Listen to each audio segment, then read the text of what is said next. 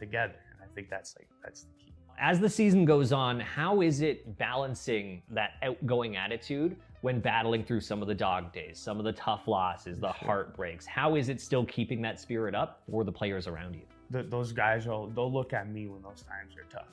And I feel that. So I feel like I have to keep that, like, okay, boys, let's go. Like, I can't let them see, even if it is tough, even if we're losing, even if we make a mistake, there's, head up, boom, next play, right? Because that's gone. Roop came to me like 2 years ago and told me he wanted me to start kind of take the leading role. So I take pride in it. I definitely, I know it matters, and I definitely enjoy doing it. And so shifting gears a little bit, obviously you're not only one of the guys that comes in with a little bit of experience in this league, you also come in with a little bit of hardware. Obviously you won that big award last year. I was with you when you actually got the ring. Yes. Now that it's been a little while that you've had to decompress with that, just how much did that impact last season mean to you? To actually see, like, finally that hard work kind of paid off. To be honest, it was the perfect storm. Because how many close games did we play in last year? Oh my goodness. It almost felt like every game, right? Being a Canadian baseball player kind of etched my name a little bit in some history. So it's an honor, like, it truly is an honor, for sure. We've talked about where you were, we talked about where you are. Yes. But now let's talk a little bit about where we're going. Where do you hope to personally be now versus at the end of this season? We're at a point where our team's ready. Roop's got the right guys back. It's exciting, man, and it's championship or bust. That's where I want to be. What is one message that you have for the entire community across London? Why should they be coming to Labatt Memorial Park this summer? Deep down, do you truly feel this? And I've been telling some of the guys, like, I think we're in for a special year. I got that feeling. I don't know what it is. Something about this year just makes me feel that, like, Labatt Park is going to be the place to be. So I hope all the fans out there, bring all your kids, bring everyone. We're going to really, put it up big this year and try and win a championship, for sure. Well, what a note to end on. That's great. Awesome. Appreciate your time. To see you, always great talking with you. Okay?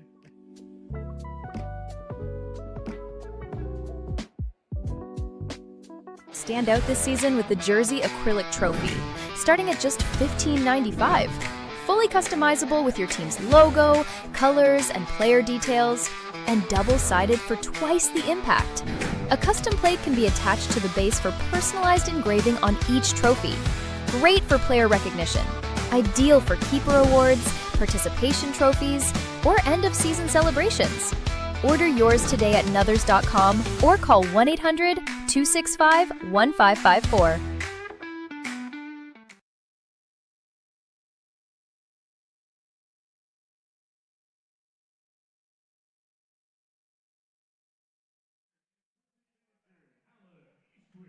Back inside Labatt Memorial Park, introductions down at field level for the London Majors as they take the field for the first time in this 2026 Canadian Baseball League season. So good to be along with you for this one. Dylan Baker, Justin Koehler up here in the broadcast booth. Evan Frederiksen is down at field level. You will hear from him throughout the broadcast. Justin, just before the commercial break, we had a chance to watch your interview with Skylar Janice. What a fascinating guy. Always a great interview and a great conversation between the two of you. Incredible guy. So humble, so down to earth. Exactly how you would picture he is on the field is how he is off the field. Just an incredibly conversational guy, super easy to talk to, and just so many years of experience under his belt. One of the key veteran guys, and just so many life lessons to learn from him here. I'm sure a lot of the new faces, the rookies on this squad, are learning a ton from him, and just that big smile will light up any room that he's in. Such a great guy. Absolutely is, Justin. A real big leader on this team, right? And you don't often say that about a relief pitcher, especially. You often say that about maybe a position player, sometimes a starting pitcher, but it's not often that a reliever takes on that role. Skylar Janice has certainly become one of the more vocal leaders on this London Majors ball club. And staying on the topic of pitching, moving from the bullpen to the starting pitching for today's game, the Majors taking on the Barrie Baycats, who have a game under their belt. They are 1-0 on this young season, and you get a look at the matchup on the mound. Two talented arms, Sal Vasquez for the Barrie Baycats and Victor Payano for the London Majors. Yeah, obviously you can't judge a ball game by the numbers. It's a huge thing to talk about these stat lines. But if we are following the figures, there should be a ton of strikeouts by the end of this game. 2 flamethrowers, great arms on both these pitchers. That's contributing to Payano's 10.04 ERA, 9.79 for Vasquez. It should be incredible lights-out pitching from the get-go. We'll see how these offenses really respond to both these pitchers going through. Absolutely, Justin. For Vasquez, it is his Canadian Baseball League debut. That includes the IBL last season. He was not in this league last year. He is hoping to make an impact in his first CBL season. Victor Payano has been the definition of an all-star in his time with the London Majors. He will also be helping out, and we'll talk about this a little bit throughout the broadcast, helping out as the pitching coach this season as well for the London Majors. The starting lineup being introduced down at field level right now for the Majors, and a lot of new faces in this Majors lineup on this Majors roster. Justin, I think 15, 16 if you include the return of Starling Joseph announced yesterday. It's quite a lot to go over. We were grinding through our books, scouring through to make sure that we knew all these guys, and I'm sure as difficult as it is off the field to make sure we get these names right, these faces right, it's just as hard to jump into a new team with so many new players, and the Majors are not alone in that. That's a very similar feeling across so many of these teams in the league, but it's equally as exciting. It's so great to get to know these guys so far. And the one thing they heard co-owner and general manager Rup Chandradad say is versatility. For almost every single one of these guys, one of the biggest things that he really praises is just how versatile they are, both in the field, both hitting-wise. They can all get the job done in some way, shape, or form. I think that'll play out really, really well as we go towards the season. It hopefully should feel like a really balanced lineup as we go through. That is the goal for this ball club this season, Justin, is balance, limiting the strikeouts. Rup Chandradad talked about wanting to reduce the number that they had last season when it came to the strikeouts and trying to get on base a little bit more. He said, it's easy to say, but think of the 2025 Toronto Blue Jays and just kind of the way that they played things, the way that they attacked the baseball, and the way that they just tried to make hard contact and put the ball in play to make things happen. That's kind of Rup's style, right? It's not necessarily the big home run hitters who will strike out all the time. It's a lot of small ball and hopefully finding success that way. And don't get us wrong, there's plenty of power in this lineup as well. We've already seen it in some of the exhibition games. Obviously, there's a few players that really jumped out off the page from what we've seen in the incredibly young season so far. We'll get to those as we really continue with the broadcast. But it should be a lot of fun. Everyone up to the plate should be incredibly fun to watch. Some great contact. Like you said, easier said than done pretty much across the board in this sport, but it should be incredibly exciting baseball. Well, Justin, we've spoken about what Rup Chandradad has told us about this upcoming major season and tonight's game as well against Barrie. Why don't we hear from the man himself? He caught up with our Evan Frederiksen pregame in today's Rup's Report, the first as a member of the Canadian Baseball League. All right, I'm here with Rup Chandradad, co-owner and GM of the London Majors. Rup, thanks so much for doing this. It's an exciting time for baseball. The Majors are back in action here tonight. What are your emotions? How are you feeling here today? Excited. You used the right word. It's a home opener. Anytime it's the home opener, you got to be excited. So it's the start of a new season, so everything's 0-0, and you know what? We're looking forward to seeing the fans here pack this park and cheer us on. Obviously, last season didn't go the way you wanted. What are your expectations for this season and the amount of additions that you guys made to this team? Every year, expectation is the same. You play for a championship. That's what we do in London. We want to play for a championship. We want to put on a good show for the fans. We play baseball the right way. We're not going to cheat the fans. They're going to see hustle, hardworking players out there. So our goal is a championship. And lastly, you're up against a Barrie Baycats team that was very good last year. They won their home opener yesterday. What is the plan of attack for them, and how you want to get off to a good start against them here today? Well, you nailed it. Barrie's got a good team, offensively, defensively, and pitching. So they check off all the boxes. You got to play good baseball, make less errors, make less mistakes, and capitalize on any mistakes they make. So we're looking for a good pitching matchup here. They got a lefty going. We got our ace Payano going. So we're expecting a good matchup here tonight. All right, thanks for doing this. No problem. Thank you. Right at the corner of Warncliffe and Emery, Ellie's Pizzeria is your neighborhood spot for real, handcrafted pizza. Using locally sourced flour for their dough and fresh ingredients from local farms for incredible flavor in every bite. Stop in before 3 p.m. for a slice and a pop for just $5 or 2 for $9. Ellie's Pizzeria, made local.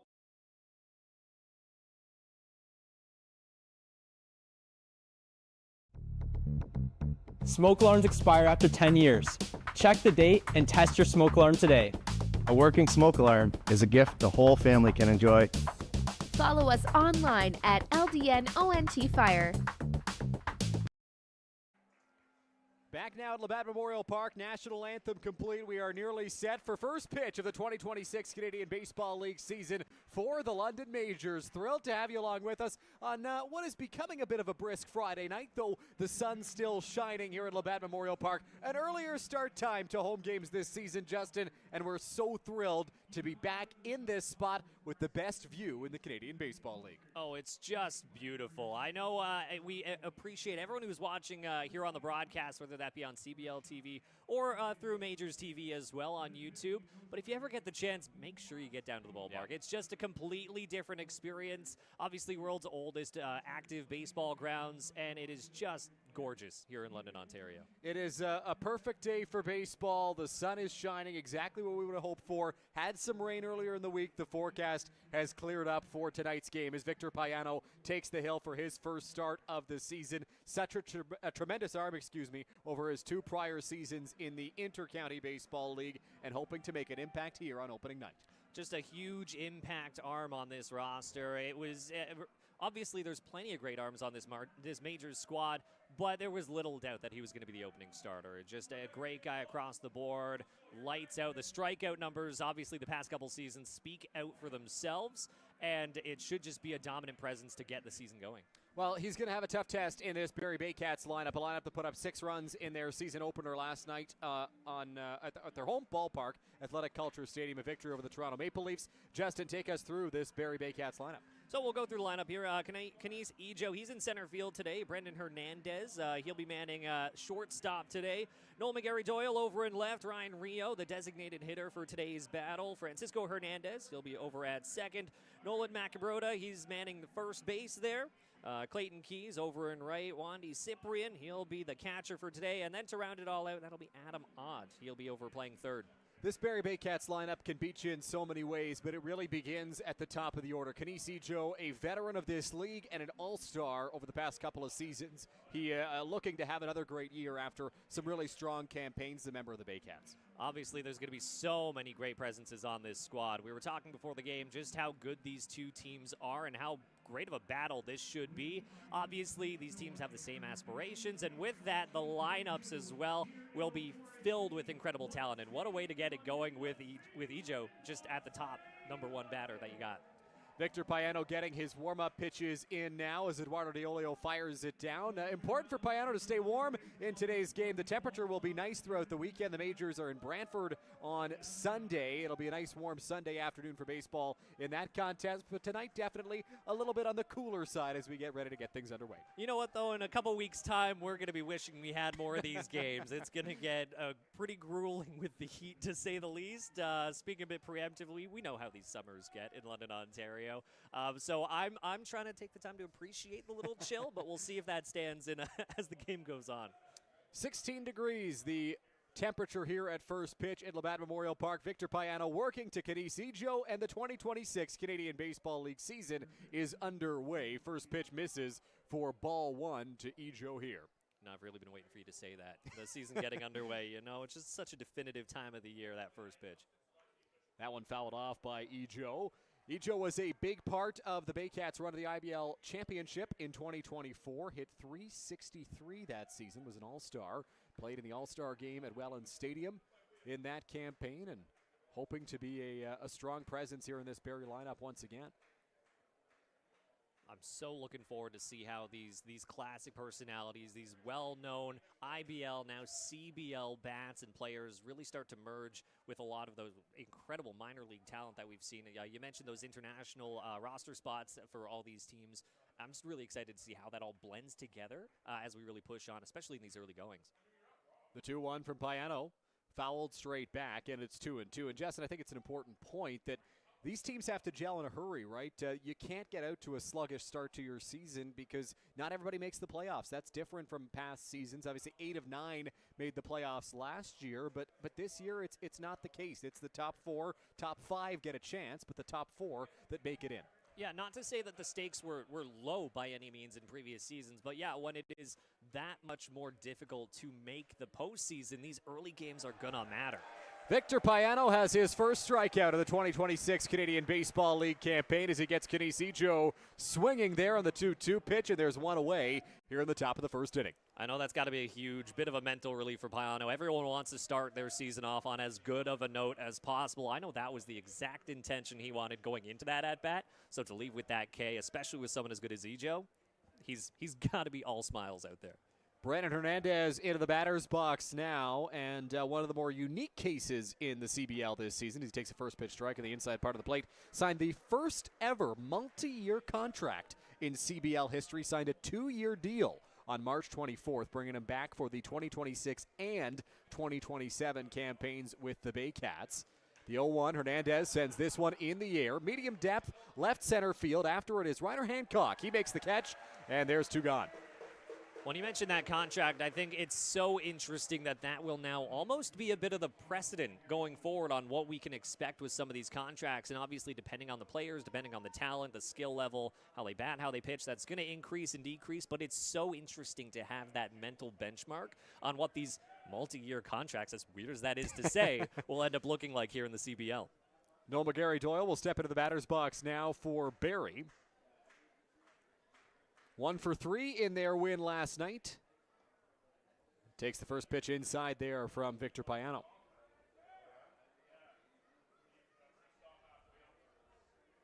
You know, Payano looks lights out so far. I like you mentioned, it's going to be a bit difficult to stay fresh. It is a little bit brisk today, but it seems like he's had no trouble so far. McGarry-Doyle in the air, center field. Back for it, Roberto Caro. He's got a beat on it, and he makes the catch. So 3 up, 3 down. The right way to start the 2026 season for the Majors left-hander. That's a way to get your season going. 3 up, 3 down. We're going to hopefully hear a lot of those as the season really gets underway. But and obviously everyone had that mental image of this is the way we want to start this season, the way we want to start this first game. Easier said than done. It's obviously great that that's how it played out. 1, 2, 3 here. Well, let's not waste any time getting to this London Majors lineup, Justin. We talked about the new faces, mentioned a couple of them recording outs in that inning in Ryder Hancock and out in center field, Roberto Caro. And we'll have a look at how they fare offensively tonight because there's a lot of new guys in this London Majors starting lineup. You can definitely say that. A lot of personalities, a great crew so far. So to really cap it off, we have Michael Escato, the shortstop for today. Roberto Caro, I had a chance to chat with him during our media day. Really fun guy. He's manning center. Trent Lanahan, obviously we've seen his good display of power throughout those exhibition games. A lot under his belt so far. He's at first. Eduardo Diolio, fan favorite classic at catcher. Starling Joseph, most recent signing for the squad. He's at DH. Tucker Zadunik in right. Jared Burney, second baseman, another new face. Luis Jean at third. And Ryder Hancock to round it out. He's going to be over and left for today's good matchup. So some new faces, some familiar faces as well. Some guys back in the lineup. You mentioned Diolio, a fan favorite. Tucker Zadunik back from last year. Luis Jean is maybe a familiar name to some IBL fans over the past couple of seasons. And Starling Joseph back in the lineup. Like you mentioned, Justin did not play at all last season. Back as a London Major this year. And he and the Majors will have a tough test in left-hander Saul Vasquez on the mound. It's going to be good. Like we mentioned, both these starting pitchers have quite a lot in their tank, some great arms for them, and that really contributes to their overall strikeout numbers as well on the season. We'll see how the Majors' versatility really counteracts that, if they're able to catch up and match up this timing as we go through the game. Obviously, plenty of talent, plenty of power, plenty of contact, a whole lot of speed as well. Hopefully we'll get some good displays of that, but we'll see how this battle plays out in the early goings against Vasquez. Well, Michael Escato striding into the batter's box here to lead things off for the London Majors. Escato did not play in any of the exhibition games for the London Majors this year, making his Majors debut, both exhibition and regular season, here this evening. First pitch to him from Vasquez. Escato squares around to bunt, pulls back, ball 1. That wasn't in my bingo card for to get it all going. But I love it. These guys can get on base in any way, shape, or form. I mentioned just a second ago how quick these players are. They so much speed from top to bottom on this roster. It's going to make for some really interesting base running, a lot of little sneaky bunt attempts like we almost could have just seen there. But it's just going to be incredibly interesting top to bottom on this crew. Escato, a former top 30 prospect in the Pittsburgh Pirates system, was part of the trade that sent Jameson Taillon to the New York Yankees. Pitch is in there for a strike, so 1-2 here on Escato. One of the younger players here as well. Escato's just 23. I know Jared Burney's pretty young as well. I believe he's 24. So there is a really good mix of some fresh young faces, a lot of classic aged veterans on this crew as well. We'll see how they really start meshing up. Swing and a miss there by Escato for strike 3. So a good start for Vasquez. He gets a strikeout on 4 pitches to begin the bottom of the first inning. Very, very clean between these two starters so far. Again, strikeouts to kick off the game for both these starters. What a way to get things going. We'll see how that continues on as we push forward. Roberto Caro will step into the batter's box here for the Majors. First pitch to him from Vasquez is going to sail high, ball 1. From a 23-year-old to a 32-year-old. So we immediately go from one of those more fresh faces to one of those seasoned vets. Carr's a lot of fun. I had the chance to talk with him. We'll see some of those interviews, those clubhouse conversations as we go on in the season. Really, really fun guy. Really good guy to talk to. You'll notice Caro batting right-handed here in this at-bat. A switch-hitting center fielder for the Majors. Was known for his speed and his time in affiliated ball. Chops this one on the ground in the hole. Adam Odd to his left, a bobble, and Caro will reach the first base runner of the 2026 season for the Majors is aboard. Hey, we'll take it any way we can get it there. Obviously, Caro has quite a lot of speed. The bobble might not be exactly how the Baycats wanted to start off defensively in this game, but it's still very young. But suffice to say, the Majors have their first base runner of the season. So hard not to be happy with that.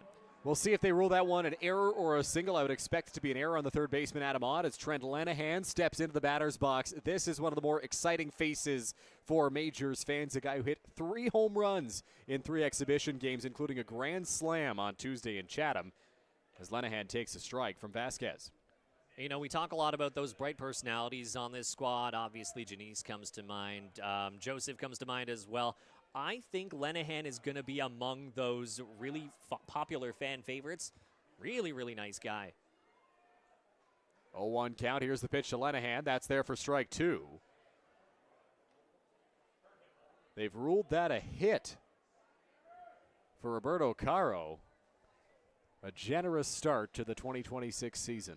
I'm almost a little surprised by that. Obviously, that it wasn't incredibly quick off the bat. It didn't look like it went straight glove to ground. There was definitely a couple bounces. Wasn't the fastest one in the world, so I'm almost a little shocked that that's an error. But hey, first hit of the season, first on base. I'm sure Caro will take that a lot better on his numbers than something coming up an error.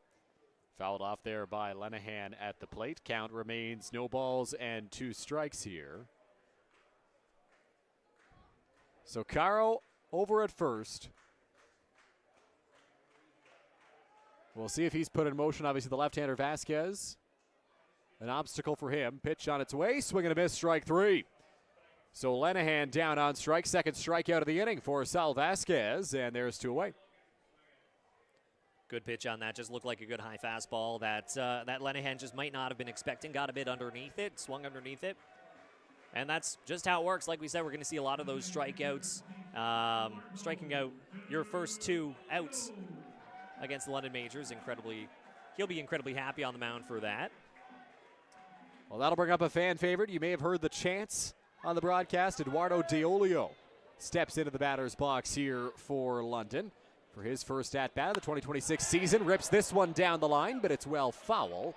A hard-hit ball to start off his first plate appearance, but out of play. That was a great snag by that fan over there. I don't know if we caught that on the cameras or not, but that was really, really good reach out to grab that there. I'm impressed.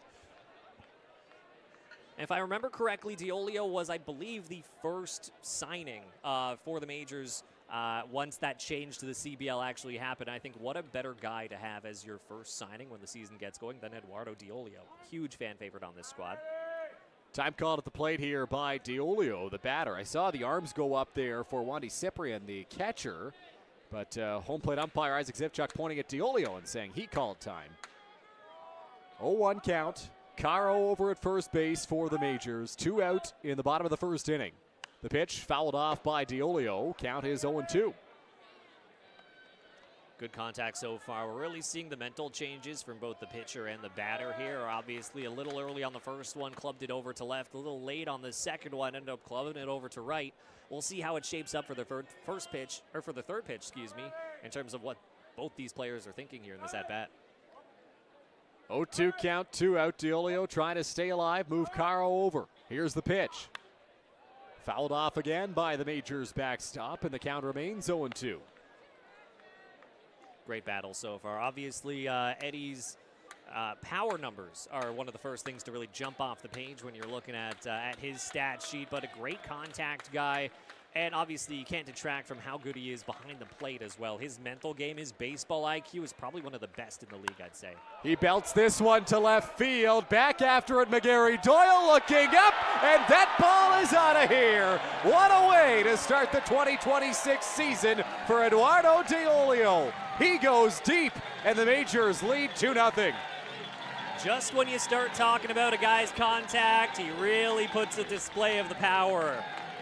Incredible so far for Eduardo DiOlio. What a battle, what an at-bat, and what an incredible result that I'm sure he was hoping for from the get-go. Eduardo DiOlio put a charge into that baseball. A line drive right on out of here to left field. The Majors are up 2-0. So a fast start for the offense, and that'll bring up Starling Joseph making his return to the Forks of the Thames here, Justin. Great to see him, great guy. Obviously, one of the latest signing for the London Majors. So I only had the chance to really see him for the first time today before the game, and he very quickly came over. He was like, hey, how's it going? Remembers a lot of the people, some great memories in London for him, and I'm sure the fans are more than happy to see his name back in the lineup as well. Well, Starling Joseph, obviously a great power hitter. I'll be interested to see how long it takes him to get adjusted, right? Did not play anywhere last season, so the timing may need to be worked on, but so far so good. A line drive single right up the middle. So back-to-back hits for the Majors, and Joseph is aboard here in the first. You know, something tells me he's a fast learner, Dylan, apparently. Great at-bat, great spot for it, some good power contact to actually get over towards the grass for that single. And yeah, obviously did not need a lot of time to acclimatize to the CBL action. Tucker Zadunik will step into the batter's box now for the Majors. Zadunik in his second season in the Canadian Baseball League takes a strike there. It's 0-1. And just incredible last year. 420 average, 4 home runs, 14 RBIs, all in just 17 games. So, excuse me, looking at the wrong numbers here. But still, 316 average, 4 homers, 6 doubles as that pitch gets away from him there. Joseph gets to second here on a wild pitch that squeaked through the legs of Cyprian behind the plate. So the Majors are in business with a runner in scoring position. And Zadunik, one of the great things about him, he has incredible plate discipline. Obviously not one of those numbers that really jump off the page, but his on-base percentage is great, 402, had 16 walks last year as well. So he's just great at getting on base, and that message of versatility, plate discipline, is really going to come into play for a lot of these players. We've kind of mentioned that's something Rup Chanderdad has really valued top to bottom of the lineup here. Wanting to strike out less, just find ways to get on base, and he's going to be arguably one of the poster children for that here on this Majors squad. The 2-1 pitch in the dirt, blocked this time by Cyprian, and the count is 3-1. Zadunik had 29 strikeouts in 114 at-bats last year. You mentioned the 16 walks there, Justin, an on-base percentage over 400. Something the Majors certainly enjoyed last year, hoping to get on base for the first time this season here in his first trip to the plate against Sal Vasquez. He sends this one in the air and foul, so the count will run full here with 2 out of the first inning. You know, obviously a lot of these players have their own personal expectations for how they're going to play, how the season is going to go, but I think it says a lot that Rup Chanderdad has been very vocal in how much he believes in Tucker Zadunik, how much he's stressed that he's an important part of the lineup, and how he's expecting a big season from him behind the plate. I think that says a lot to have your GM, your coach, actually say that before the season. Pitch is cut on and missed. Ball is dropped behind the plate by Cyprian. He'll throw to first, and the out is recorded. So Zadunik down on strikes, but the Majors get a pair in the home half of the first inning. Eduardo Diolio, his first home run of the season in his first at-bat. Majors lead 2-0. You're watching London Majors Baseball live on Majors TV. Made right.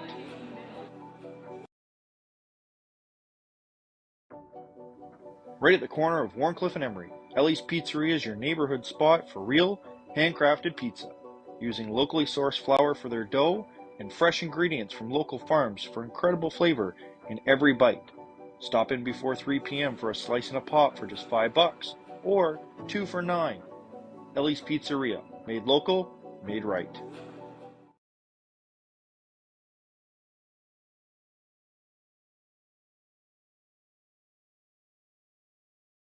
Canada's ball teams deserve uniforms built to win. VMS Sportswear delivers custom jerseys, pants, and caps. Level up your look with custom team apparel. Choose your colors. Drop your logo. Own your look. Order now at vmssportswear.ca. Stand out this season with the Jersey Acrylic Trophy, starting at just $15.95. Fully customizable with your team's logo, colors, and player details, and double-sided for twice the impact. A custom plate can be attached to the base for personalized engraving on each trophy. Great for player recognition. Ideal for keeper awards, participation trophies, or end-of-season celebrations. Order yours today at nuthers.com or call 1-800-265-1554.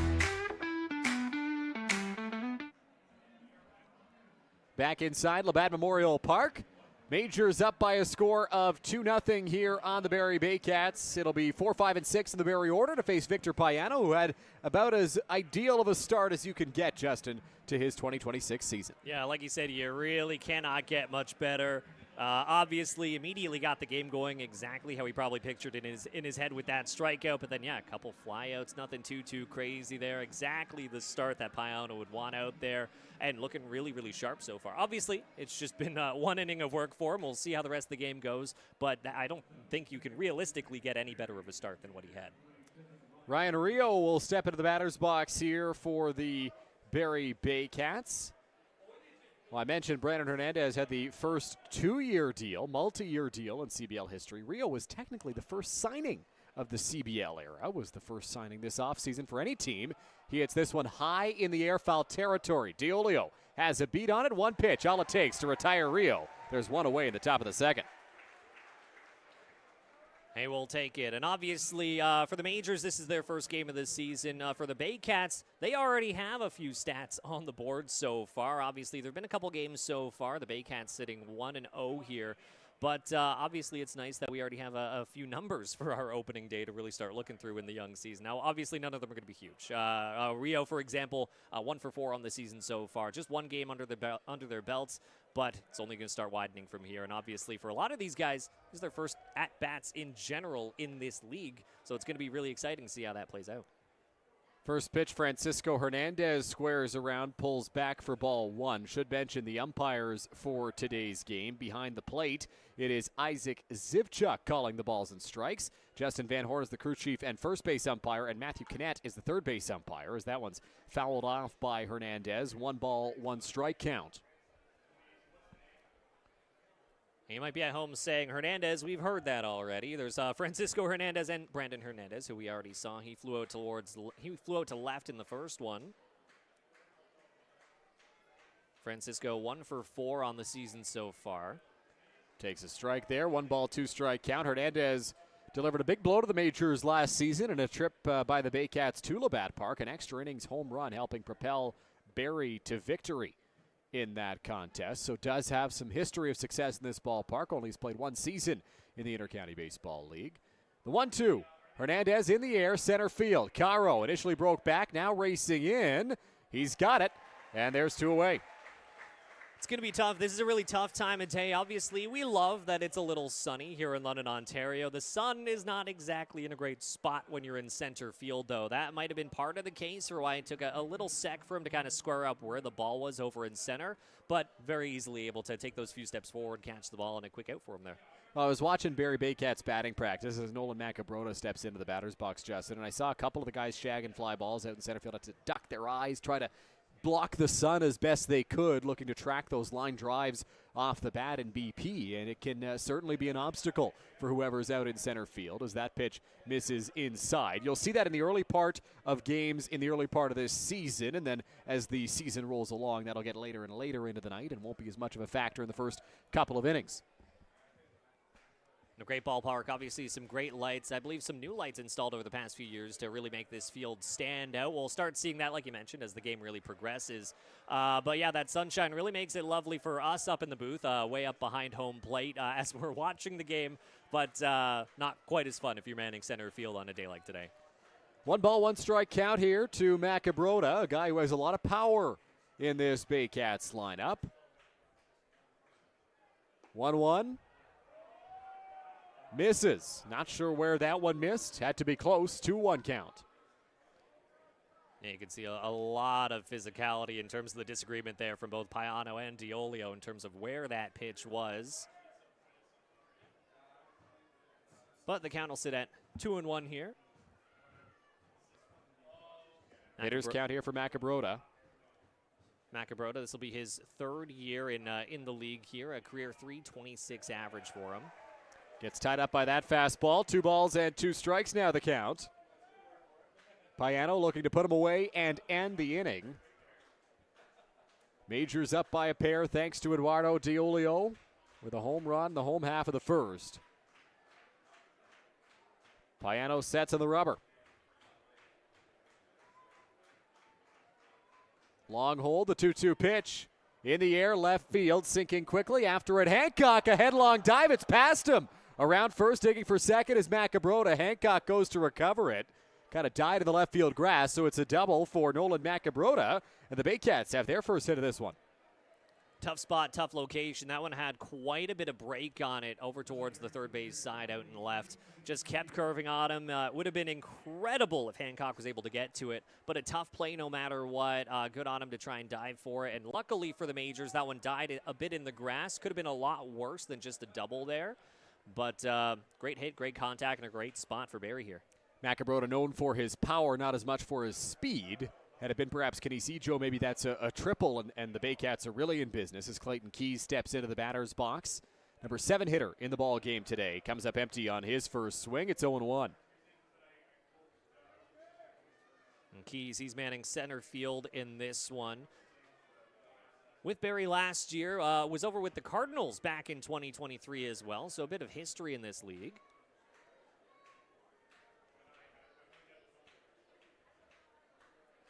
A 1 count here on the outfielder. Was drafted twice in the Major League Baseball draft. That one's there for a strike, 0-2. Not a crazy power threat here, just 4 total home runs on the season, but very good contact skills. 43 runs in his career, 32 RBIs as well, so a really good producer for this Barrie squad, and we'll see how it plays out for him. Called strike 3, a breaking ball that freezes Keys, and Victor Payano has another strikeout as the Majors go to the home half of the second, up by a pair. So a little bit of a threat there, runner in scoring position, but Payano not letting it get to him, able to shut that down via the strikeout, his bread and butter. So a bit of a threat, but no damage done here so far. A 3-pitch strikeout there for Victor Payano to end the inning, his second strikeout of this outing. And Payano's a guy who loves to use that breaking ball, Justin. He's not afraid to throw it in any count, in any location, and right there gets the call. You can see at times he'll get a little frustrated if that pitch is not getting called, but a real beauty to freeze Keys to end the inning.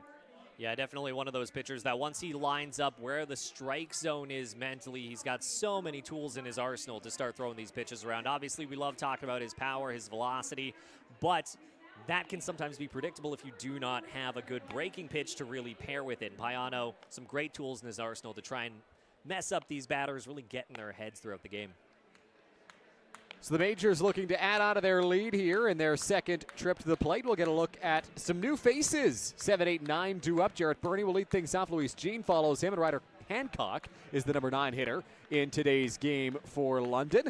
Majors were able to get some things going against Sal Vasquez in the first inning. He came out of the gates really strong, had a strikeout against the first batter he faced, and then a hit/error in that first inning, and then obviously DiOlio takes him deep. But Vasquez certainly has a lively fastball and has some good stuff out there on the mound. Yeah, a lot of fun to watch. A great battle between these two. A lot of good stuff. We'll see how it plays out. But sometimes all it can take really is that one mistake to give a little bit of momentum to the other team, start pushing things in their favor, and then you get a player like Eduardo DiOlio, his power, and all it can take is one pitch to change a ball game early on. And that's why we see that in the scoreboard. Just 2 hits versus 1, but already a 2-0 lead so far. All 3 outs recorded via the strikeout by Vasquez in the first inning. Struck out the side, and that'll bring up Jarrett Burney to lead off this second inning. Burney, the second baseman in today's game for London. First pitch to him. Fouls this one off. It's 0-1, late on the fastball from Vasquez. A fresh face on this squad, but he actually had a few connections coming in. He actually went to Reinhardt University way out west with Tucker Zadunik, so he actually had a bit of a connection coming in. I had the chance to talk with him about that, and he said it's a huge benefit. Hard hit ball right back to the mound. Vasquez will glove it, throw to first just in time to get Burney, and there's one away in the bottom of the second. A sharp play made by the pitcher. Yeah, those are those ones where your heart can almost drop a little bit when it's coming out that hard to the pitcher. Obviously, besides the catcher, the closest one to these batters can be very dangerous sometimes, so especially when you see it go right towards the mound like that, hearts will stop a little bit, hearts will flutter, but great defensive play by Vasquez to be able to get glove to it and make a quick play there. Luis Jean into the batter's box now for London. Jean, another guy like Starling Joseph, who will be looking to get his timing down here in the first few weeks of this season. Has not played a ton of organized ball over the past couple of seasons. Takes a strike there, but a guy who has a lot of talent, has been an all-star in this league before, and trying to regain that form this year. Some great contact numbers. What was it, 336 when he was with the Cardinals, 347 when he was with the Jackfish the next year. So great bat-to-ball skills. Obviously, like you mentioned, it's been a little bit since he's been in organized ball. We'll see how that plays out for him. I'm sure he'd like to have a similar result to how Starling Joseph got things going. Just jumped right into the deep end there. 1-1 is low and inside for ball 2. Worth mentioning as well, Jean is from San Pedro de Macorís in the Dominican Republic, but does not count as an import player on this Majors roster. He has his permanent residency in Canada, is a Canadian for all intents and purposes here in the Canadian Baseball League. So an added benefit to get a talented guy that doesn't count towards one of your import slots. 2-1. Inside corner, Jean doesn't like it. Strike 2. From up here, it definitely looked a little bit inside. Obviously, you saw Jean have to pull back on it. You just saw him still having a couple words for the umpire, seeing exactly where that was in the strike zone, exactly how close it was. Jean calls time here. Long hold from Vasquez in the mound. Overall, Vasquez working pretty quickly, but right there had a longer hold as he was looking in for the sign. 2 balls, 2 strikes here to Luis Jean. Jean over at third base for the Majors in this season opener. Vasquez, a hesitation in the windup. That pitch well outside, and so the count will run full here on Jean. It looks like we're seeing Jean play a lot with the bottom of the strike zone so far, trying to get those fastballs right towards the bottom of the zone, and then trying to deke these batters out with some off-speed pitches that drop a little bit below it. We'll see how that plays out as it continues. We could see a couple walks in terms of just missing the bottom of the plate. That pitch inside ball 4. So a similar pitch in the inside corner called a strike earlier in the at-bat. Jean gets the benefit of the doubt there, and he's aboard in his first plate appearance of the season. That's the tough thing. Depending on how these batters are, you can really get in their heads by doing that in terms of trying to play around one key part of the zone, kind of down a little inside as well. Because obviously they're going to expect it to be in that general area, but they might not be expecting, is this going to be a fastball? Is this going to have some late break on it? When should I swing at it? Because they're all sort of going to look the same coming out the hand, going to the same spot. So it can play to both their favors as long as you can really start to line up the bottom of the zone. First pitch to Ryder Hancock will miss for ball 1. Hancock just finished up his collegiate career I spoke to Roop Chanardad about him, Justin. A high-energy guy for this Majors ball club, Roop said. A guy who's really positive, really happy to be at the ballpark. Hey, we love those faces. Always easy to root for someone who's always smiling at the plate. Gene running at first, a hit and run, and Hancock will foul this one off. Slap that one the other way. That's the other thing Roop Chanardad said about him. He puts the ball in play, and when he's going well, he's hitting the ball to all fields. He can go the opposite way, no problem. Well, and it's great to be able to do that. Obviously, hitting so close down the third base line, we might see the third baseman and the shortstop start to spread out a little bit, get a bit more coverage towards the plate. And obviously, if you can hit anywhere, that'll start naturally opening up some gaps where you can hit. Try to see how this defense is reacting to you as a batter and go from there. 1-1, 1 out. Gene not running this time. That's on the outside corner. Strike 2 to Hancock. Hancock shaking his head before the umpire even makes a call there. Was pretty sure it was going to be off the plate, but doesn't go his way.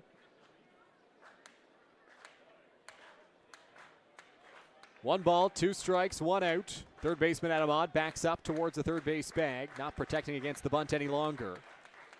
Sal Vasquez ready on the mound. Here's the pitch. That's low. Hancock shakes his head, says, not going for that one. 2-2.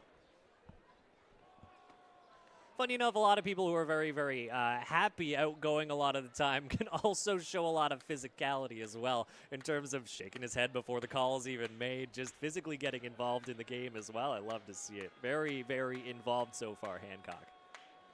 2 balls, 2 strikes, 1 away. Luis Jean standing over at first after a walk.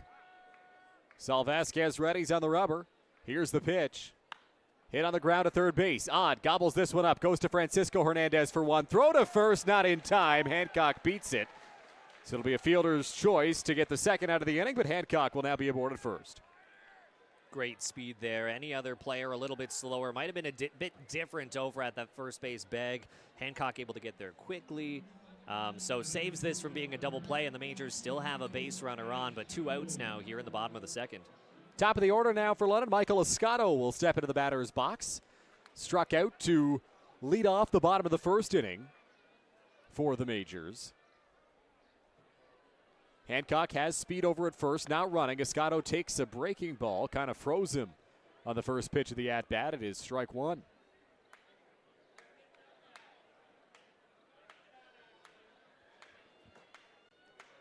So we saw one sort of play already in terms of Gene when he was on base, kind of hit and run style. We saw that a lot over in those exhibition games as well. We'll see if that really develops into a key strategy for the Majors roster as we push through. Hit and run might be a key play when you obviously have a lot of guys on this roster with plenty of speed, great baseball IQ, and some great base running skills. We'll see really how that starts playing out.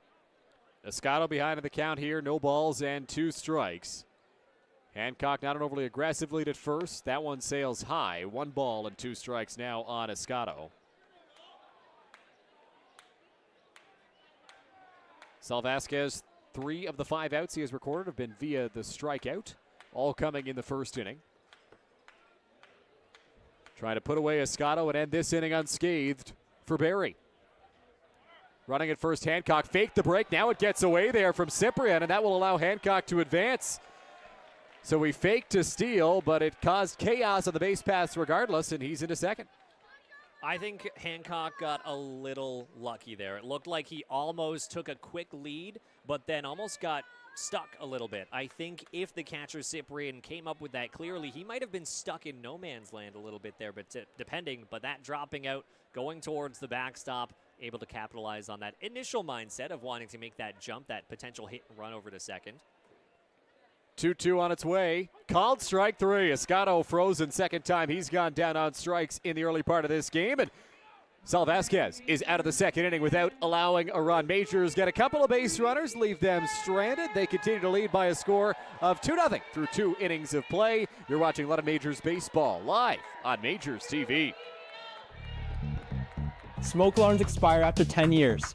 Check the date and test your smoke alarm today. A working smoke alarm is a gift the whole family can enjoy. Follow us online at LDNONT Fire.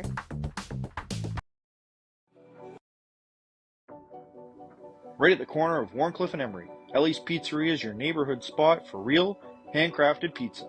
Using locally sourced flour for their dough and fresh ingredients from local farms for incredible flavor in every bite.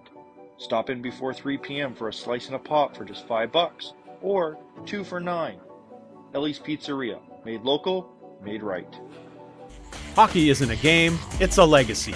VMF Sportswear builds custom pro-level jerseys, socks, and apparel, like team hoodies and workout wear. Your colors, your crest, your identity. Create yours now. Stand out this season with the Jersey Acrylic Trophy, starting at just $15.95. Fully customizable with your team's logo, colors, and player details, and double-sided for twice the impact. A custom plate can be attached to the base for personalized engraving on each trophy. Great for player recognition. Ideal for keeper awards, participation trophies, or end-of-season celebrations. Order yours today at Nuthers.com or call 1-800-265-1554. Top of the third inning about to get underway here at Labatt Park. A lot of majors leading the Barrie Baycats by a score of 2-0. Solid crowd on hand, Justin, for this home opener spread around the ballpark on a bit of a chilly Friday night now as the sun begins to set. Yeah, already so quick that sun has really started to drop. Even up here in the booth, it's starting to get a little frigid. I'm kind of jealous that you have a sweater on up here. I forgot mine at home, but love to see the devotion from this crowd here in London. Obviously, great fans here in the city. Love seeing some full stands here. First pitch called strike in the outside corner to Waddy Cyprian. Cyprian getting his first plate appearance in the Canadian Baseball League here. Swing and a miss, 0-2. Cyprian 1 for 4 so far, but that one hit was a triple. There's an RBI, a run on the season as well, so already some damage done by his bat so far in the season.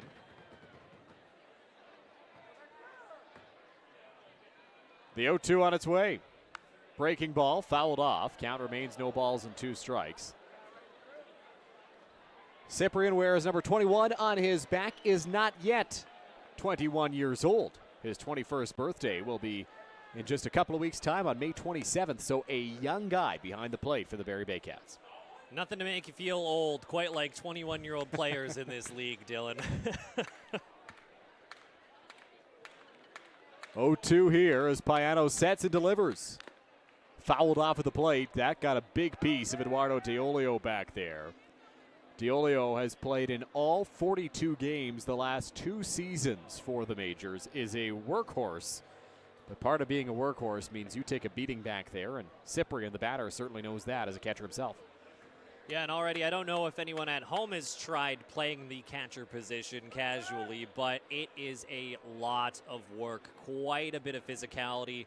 Your baseball layman might think, oh, they're just sitting, they're just kneeling the whole time. They don't really have to run anywhere, but it's quite the toll physically. You have to be heavily involved in the game. Your knees in particular, it gets pretty tough at times to stay there and be able to still make a throw over to second if someone's trying to steal. Quite a lot of physicality, quite the mindset you have to be in to be a catcher as well. Cyprian, home plate umpire Isaac Zivchuk, giving Diolio some time to reset here as Payano gets set on 0-2 once again. The delivery, a breaking ball, hooked into left field, sinking quickly. Hancock in, can't come up with it, bounces in front of him. An aggressive turnover at first base for Cyprian. He's aboard to lead off the top of the third inning. Again, tough play, just ended up dropping a bit shallow left there on him. Good attempt on the slide. Great job to keep it in front of him for that as well. Not risking that potential double to get the inning going.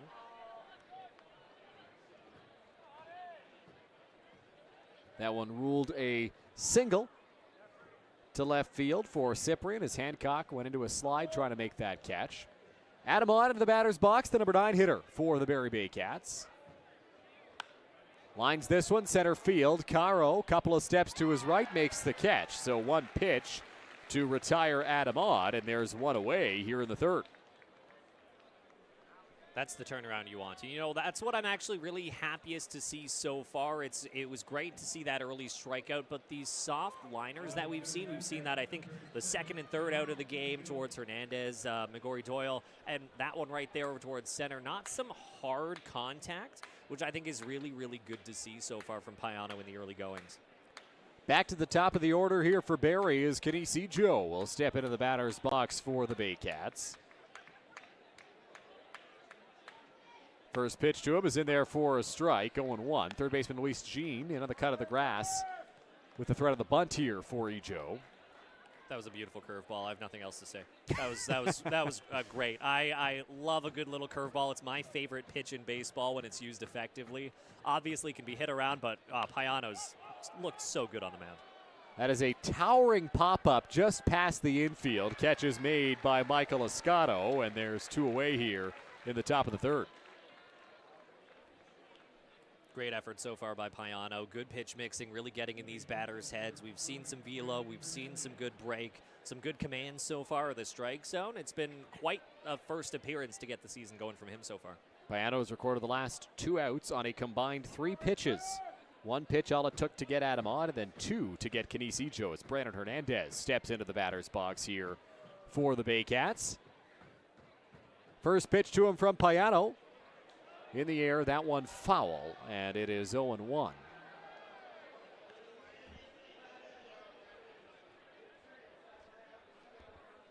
Hernandez, some good numbers in the league. This will be his 3rd year, played in 24 and 25 as well.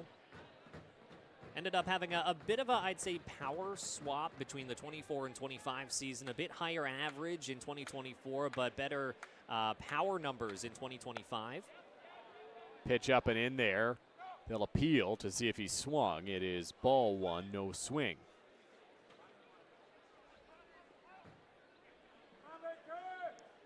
Matthew Kinnett, the umpire, making that call. Hernandez flew out to left field in his last trip. Takes that pitch off the plate. Low and outside, 2-1 the count. And while we've got the chance, obviously a great big thank you to everyone who's tuning in for the first game of the season. We hope you'll tune in every single game. Should be a really, really fun year across the board, but it's really, really nice having you here for the opening game. Thanks for tuning in. 2-1 hit hard. Nice play over at first base by Trent Lenahan. On a slide, he records the out, and that'll do it for the top of the 3rd inning. How about that defensive play? Great play. You love to see it. Lenahan right engaged. Obviously a tough play to make over at first when it's coming right at you, but for him it's obviously a bit of a routine play. Those are the fundamentals that they really train in throughout the early goings in practice. That's what they really try and drill into these first basemen because of how tough it is. You got to know who to throw to, how to react, what to do depending on how far you are off the base as well. So great reaction, great defense from Lenahan at first. Really good play by Trent Lenahan to end the top half of the 3rd inning. Another strong inning for Victor Payano. Just 1 hit through 3 innings of work is yet to allow a run. Well, let's check in now with the 3rd voice in our crew. Evan Frederiksen is somewhere in Labatt Park. Evan, take it away. Gentlemen, thank you. At first, they made a lot of moves during the offseason, the Majors did. And for some teams who have a quiet season, it was the complete opposite of that. They did to relief role. Players of the handful that added. Having some technical issues there with Evan's microphone. We'll catch up with Evan a little bit later on in the broadcast today. But back to that last point about Victor Payano. Justin, he's been cruising along here through 3 innings of work. Oh, incredibly lights out so far. You love to see it. Obviously, we up in the booth, we know Payano's history. We know how good he is. But obviously, new season, new year, new league. There's so many questions in our heads and fans' heads as well. So to already see that consistent arm from him just to get the game going is great to see. I'm sure it's making him happy. I'm sure it's making Rup Chanderdat incredibly happy as well in the early going. So great start for him so far. Payano's looked solid. This Majors ball club looking solid so far in the early going of the first game of the season. You mentioned, Justin, a little bit earlier on, lots of games this season. 24 home games, 24 road games now in the CBL campaign, and lots more opportunities to watch the Majors both at home and on the road. Love to see it. I think it's going to be a great year. A good mix. Obviously, us baseball lovers, we love that extended season a little bit longer than we're used to. But off the field, it's also equally important in terms of how these guys are physically. More games, more potential risk for injuries. These trainers are going to be hugely important for all these squads as we go through, just to make sure that you are physically able to handle that increase in games as well. Roberto Caro in the batter's box here for the Majors. Swings and misses, 0-1 the count. Fouls this one straight back, and it's 0-2 quickly. He was on base back in the first. Single possible error kind of mix in terms of how he got on, but was the first run for the Majors in this season. 0-2 count here. The pitch to Caro. Up and away. That is ball one. Justin, correct me if I'm wrong. It appears, that they have changed that initial Caro hit to an error on Adam Odd, which is what you and I thought it was from the beginning, really, and now reflects as much. See, that makes more sense. that has a bit less question marks in our head. Fly ball right field. After it is Keys down the line, he will make the catch, and there's one away here in the bottom of the third. Routine for the Keys there. Caro just a little bit behind on it, ended up clubbing it over towards right. A little bit of lift on it, but still good contact on it to get that bat to the ball. Just not exactly with the result he wanted, but we'll see how that changes with Lenahan now up to the plate. Well, Trent Lenahan, a guy who is known for his bat, but showed off his glove in the top of the third inning with a great snag over at first. Takes the first pitch high for ball one. He struck out in his first trip to the plate. Well-rounded guy, and I think that profile is what you're going to see almost across the board.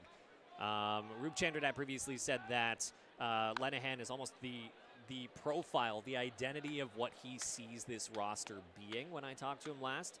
And I think what we've just seen defensively, speed-wise, we've already seen it offensively in the early going in those exhibition games. I think that's a very apt description, and I think Lenahan's really going to wear that identity on his shoulder as we go through the season as well.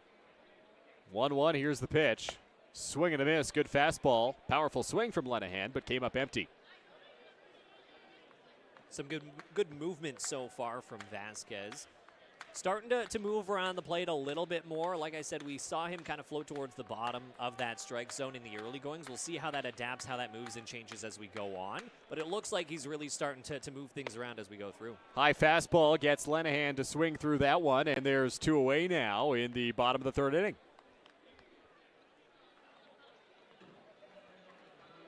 And the next batter obviously doesn't need much of an introduction. Has already made his presence known in this early game so far. Eduardo Diolio into the batter's box. Went deep in his first trip to the plate this season. Got the crowd into it right away. Got the Majors bench into it right away. First pitch to him. Inside, gets the backstop, ball one. A fun guy. Really, I would say arguably the heart and soul of this team. You can say that really about a lot of catchers on these teams because they're so actively involved. They get together with the pitching staff. They get together defensively with the infielders, the outfielders. They got to know a little bit of everything that's going on. So with that, they're almost the figurehead of a lot of these teams. And I think Diolio's presence both behind the plate and up to bat, I think, has really set him in that role for this Majors club. The 2-0. That's on the outside corner. Diolio doesn't like it, but it's strike one. Diolio thought that pitch was outside. I can definitely see what he was thinking there. Definitely swung a little towards the outside part of the plate. 2-1 inside. 3 balls and 1 strike here on Diolio. Almost looked like Vasquez wanted that. That previous pitch, that one that went outside, might have been intentional to try and have Diolio come a bit closer towards the plate and then come back in with an inside pitch to make him think that it's too far inside and just clip the inside of the zone. Good fastball, big swing from Diolio, but came up empty on it, and it's 3-2 now. So full count, 2 out here in the bottom of the third inning. Power bat at the plate in Eduardo Diolio. Looking to perhaps spark a 2-out rally here for the Majors in the bottom of the third inning. The payoff pitch, the Majors catcher. Off the outside part of the plate, did he go? No, says the first base umpire. That is ball 4, and Diolio works a 2-out walk. From a home run to a walk, that shows a lot of restraint. Obviously, when you have a home run in your first at-bat, that's something you just want to keep replicating. That power, when you actually square up the ball really, really well, is almost addictive. I don't know if anyone at home has had that feeling of really barreling up a ball, but it's really hard not to want that every single at-bat that you can when you're in the batter's box. So to be able to hold off like that really just shows his professionalism, his baseball IQ as well. So great heads-up play there from Diolio. Starling Joseph into the batter's box, now lined to single up the middle in his first trip to the plate. First pitch to him on the outside corner for strike one. Again, Starling, no organized ball play last year, so we were almost expecting him to take a little bit to brush off that rust, but on base in his first going, so the exact result that he wanted. That's outside. 1 ball and 1 strike here to Joseph. Justin, if I know one thing about Starling Joseph, he is a man who is excited to be back in a London Majors uniform. Oh, always excited. He's just happy to be here in general. Any chance he can get. I know it, like we said, he wasn't in an organized league last year. I'm sure that would have been biting him like crazy because he just loves playing ball. He loves being here at Labatt, loves this team. Almost bit at that breaking ball. They'll appeal down to first base umpire Justin Van Horn, who didn't realize they were appealing to him. He didn't think there was a swing, and so eventually says no swing, and the count moves to 2-1. Good restraint there from Starling. He, like many of us, are just excited to be here. Obviously, it's going to be a great year, and Starling is one of those players that always has a smile on his face. Obviously, a fan favorite as well because of it. So, obviously, it's great having him here, and I'm sure he just loves being here equally as much. 2-1, fastball. Joseph wanted it, couldn't make contact. Count now 2-2, and I'll tell you, Starling Joseph has not lost anything in terms of his batting practice performance. He can still put on a show in BP. Roop Chandler always says you want to see a professional BP round. You look at Starling Joseph and the way that he hits the ball. There's a great analogy from Roop earlier in the game, and if this at-bat progresses, or during BP I should say, if this at-bat progresses, I'll share it here. If not, we'll talk about it a little bit later. The 2-2 to Joseph. Called strike 3. Catches the bottom of the strike zone. Starling down looking, and that'll do it for the bottom of the 3rd inning. So a base runner for the Majors on a walk from Eduardo Diolio, but Sal Vasquez leaves him stranded. London continuing to lead by a couple of runs as we head to the top of the 4th inning. You're watching London Majors Baseball on Majors TV. Stand out this season with the Jersey Acrylic Trophy, starting at just $15.95. Fully customizable with your team's logo, colors, and player details, and double-sided for twice the impact. A custom plate can be attached to the base for personalized engraving on each trophy. Great for player recognition. Ideal for keeper awards, participation trophies, or end-of-season celebrations. Order yours today at Nuthers.com or call 1-800-265-1554.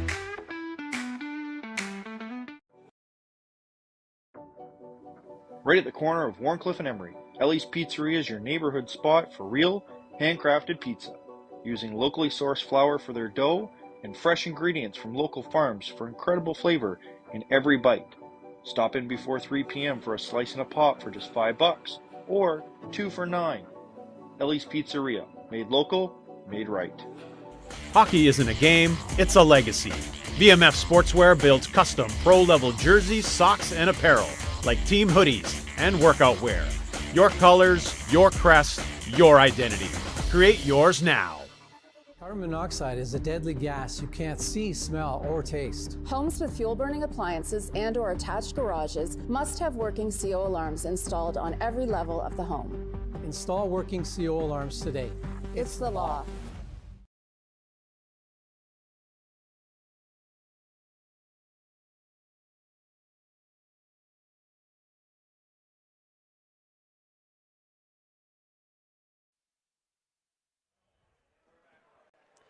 Back now at Labatt Memorial Park, 4th inning about to get underway between the London Majors and the Barrie Baycats, as is tradition. Justin, the kids have run the bases after the 3rd inning, and over the years, this is now my 8th season with the Majors. Over the years, they've shrunk the number progressively of kids that can run the bases, because at times, especially in those big games like Father's Day and Canada Day, you'd see, I don't know, 100, 150 kids on the field. They've limited that number now, but it still does take some time for all those kids to get around the bases. I think if those kids organized well enough, they could take over the city of London. There have been so many. It's just an absolute army of them going around. Well, here's the thing. You can't have too many because you don't want anybody getting tripped and getting stepped on, and that's just a recipe for disaster, right? So you have to limit them somehow, and what's that magic number, right? I mean, I don't know if you saw the kids running the bases that last inning, but they were lined up down the third baseline. So not necessarily an ideal setup for anybody. And there's always, kids who want to win the race. I don't blame them. I was a competitive kid, too. If I was fast, I would have done the same thing. But I was not fast, and I never ran the bases here. But it's always a fun little competition between all the kids at the ballpark, and just another great way that the majors engage some of the fans here. I can guarantee that would have been me as a child, running at the very front, trying to beat everyone out. But Were you fast? I was pretty quick. Yeah. I did a lot of track and field, cross country, sprinting long distance, so a little bit of everything. I'm learning a lot about you, Justin. This is news to me. When I was younger, I was more of a power hitter than a speedster, if you understand what I'm saying. I was not the fastest on my feet back in my prime, as Noel Gary Doyle will step into the batter's box here for the Baycats to face Victor Payano to kick off the top of the fourth inning. Maybe that's what balances us out so well, Dylan. Maybe that's secretly what it was. Breaking ball in there for a strike here on McGarry Doyle. It is 0-1. Flew out to Roberto Caro in his first trip to the plate. 0-1 just misses. Not by much, but it's 1-1 here. And Doyle tried and true with this Barrie squad. Been with them since 2021, a career .361 hitter. 14 home runs during his time. 62 walks is a pretty impressive number to see as well. That one hit high in the air, foul territory. Diolio can't find it. It will land well out of play. 1-2. Could see Diolio's arms pretty quickly go up. Didn't have a good track of that one at all, but no damage done there. 1-2 count here on McGarry Doyle. Victor Payano so far in the ball game has 2 strikeouts through 3 innings, plus now 1 batter of work. The 1-2 on its way. Breaking ball. McGarry Doyle thought about it, but didn't chase, and the count moves now to 2 balls and 2 strikes here. Yeah, great efficiency so far from Payano as well so far. A lot of 1-pitch, 2-pitch batters that he's had so far, which is not too crazy in the early goings, but that'll have an impact on how deep he goes into this game. Obviously, if Payano could have his way, he would never come off the mound. I can almost guarantee you. That one ripped into right field. Back on it, Zadunik. He will make the catch, and there's one away here in the top of the 4th inning. Another inning, another fly out to the outfield there. A lot of soft contact. That one hit a little bit harder, I would say, than a couple of the other flyouts that we've seen. Went a little bit further back, but some great defense so far from the majors there. And great pitching so far from Payano as well. Ryan Rio into the batter's box here for the Barrie Baycats. Rio popped out to Eduardo Diolio in foul territory to kick off the 2nd inning. A 1-pitch out for Victor Payano. Takes a strike there, and it's 0-1. We talk about seasoned vets in this league, now shifting from the IBL to the CBL. Rio really fits that description. Been playing since 2017 with this squad. Former draft pick of the Philadelphia Phillies. Flails at that breaking ball and comes up empty. It's 0-2. Great bat-to-ball skills. Career .925 OPS as well. Last year his OPS was .1460. Pretty crazy numbers jumping off the page. Long hold here from Payano. The 0-2 on its way. Swing and a miss, strike 3. Pulls the string on the breaking ball. Diolio applies the tag, and that's the 3rd strikeout of the ball game for Victor Payano. You know, that was almost a cookie-cutter play from Payano there. Exactly what you got to do in terms of the pitch mixes, and then having that one break away from the batter, the left-handed bat over towards the bottom right portion of the plate to induce that swing and miss. That's exactly what these guys train for. That's almost the definition of what you want these pitch mixes to be able to do to get in their heads. And another great strikeout for Payano. Francisco Hernandez into the batter's box now for Barrie. Pitch is in there for a strike. It's 0-1.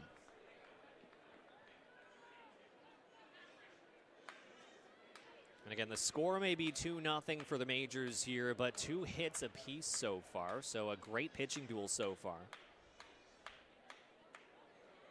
Breaking ball drops in there for a strike, and it's 0-2.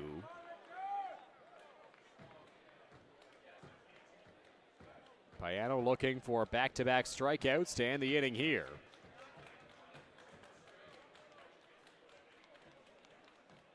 The 0-2 on its way.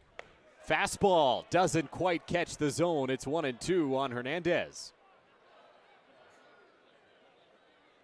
You can definitely see what they're almost expecting Hernandez to do defensively. You see the third baseman and shortstop, Gina Niscato, pretty close together on the infield. Bernie Lenahan pretty close together on the right side as well. And the center fielder, Caro, a little bit shallow, I'd say, compared to the corner outfielders. So it looks like they're almost projecting him to either have a good amount of power over towards the left side or some good contact towards right. We'll see how that ends up playing out or not.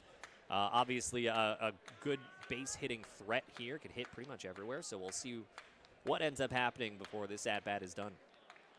1-2 pitch in the air left field. That one's foul, and count will remain 1-2. Just to go to your point there, Justin, about the defensive alignment, up the middle, Jarrett Burney and Michael Escato are playing rather far back at second and short on the cut of the outfield grass.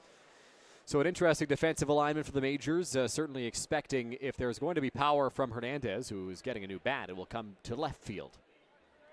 And yeah, quite literally just watched a good example on that. Obviously, he was a little bit early on the swing. That's why it was clubbed. Went a little bit foul there as well. But if he's able to square that up, great amount of power. That probably would have been closer towards the warning track, if anything. 1-2 count.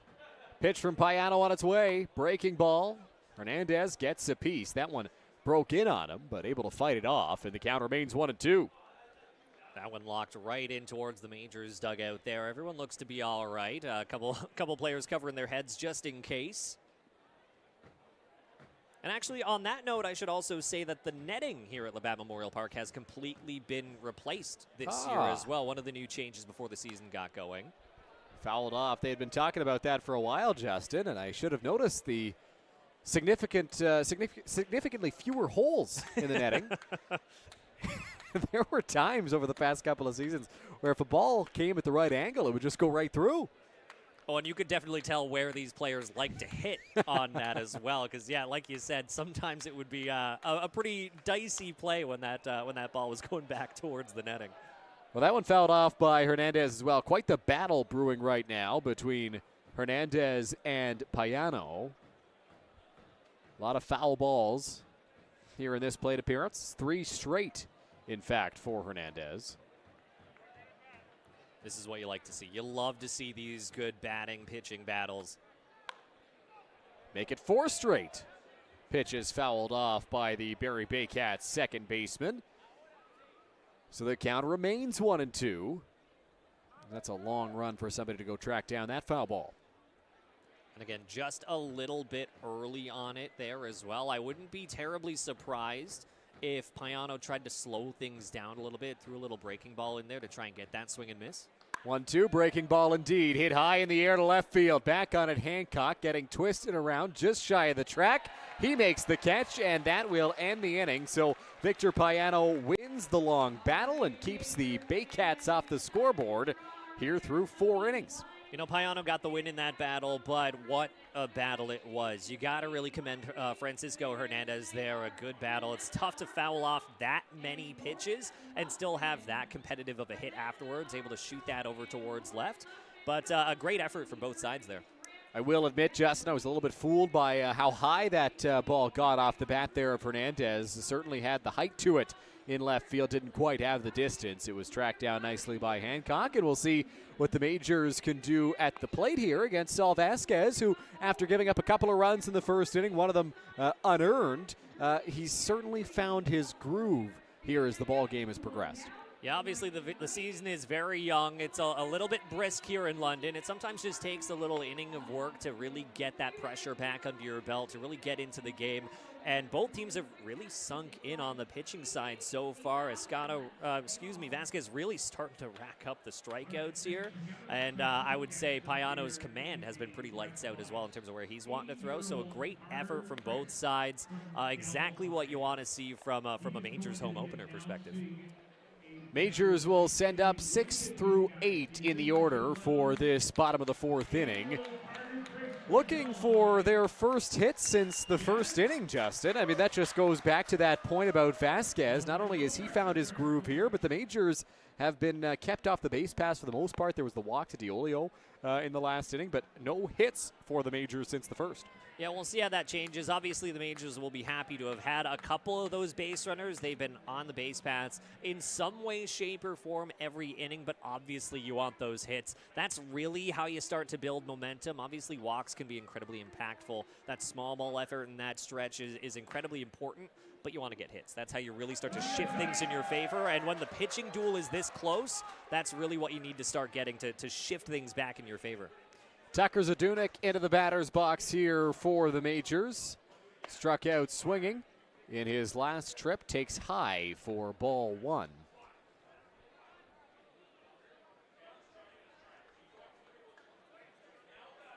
Left-hander Vasquez into the windup. Here's the 1-0 pitch. Upstairs, 2 balls and no strikes. What a game so far. Just happy to be here, Dylan. Good to be back at the ballpark for some baseball, Justin. Been itching to get back here over the past couple of weeks, especially as that pitch misses inside. So a hitter's count here for Zadunik, 3-0 in this lefty-lefty matchup. Even just weather-wise, the return to the ball diamond means summer is getting close. I'm a big summer child at heart. 3-0 finds the zone, 3-1, and you're going to get some summer weather this weekend. Oh, I'm going to love it. I'm so looking forward to it. I think tomorrow is supposed to be a little cloudy, a little dicey. Is it? Okay. But weather-wise, I've heard that we're supposed to get close towards 30 degrees by Monday, Tuesday. Tucker Zadunik drives this one deep to left field, slicing foul, and that one gets out of play. Long run for McGarry Doyle. Couldn't quite track it down. Great hustle, though. Was really trying to throw himself over towards left to get that nice grab over there. But yeah, quite a lot of curve. We've seen a few balls so far hit towards left, just keep veering over towards the stands. So from 3-0 now to a full count on Tucker Zadunik. Vasquez into the windup, pitch on its way. Ball 4. Vasquez can't believe that call. Doesn't know where that one missed, but Zadunik takes his walk, and he's aboard to lead off the fourth inning. It looks like Vasquez and I do the exact same thing when something does not go our way when we're playing baseball. I'll do the same thing, glove to face, just to contain those emotions. Sometimes, especially when you're the figurehead, you're the pitcher, you don't want those emotions to really start stretching to the rest of the infield, to your catcher, because it can slowly start to have an impact as the game goes on, all attributed to that mental side of the game. But I know exactly how he feels in this situation. Jarrett Burney into the batter's box, squares around to bunt and pops it foul. 0-1 the count. We'll see how it plays out. We've obviously seen a bit of hit and run so far. Would love to see the Majors really flash that speed here in the first game. Either some stolen bases, some more hit and run plays.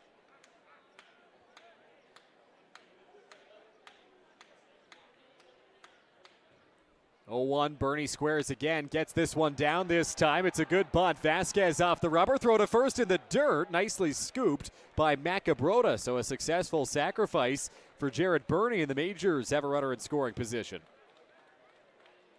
Routine bunt. That's exactly what you want to see. Exact perfect spot. No one's going to have a real play over towards second on a bunt like that.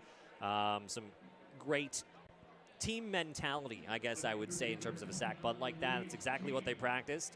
And the Majors now have a runner in scoring.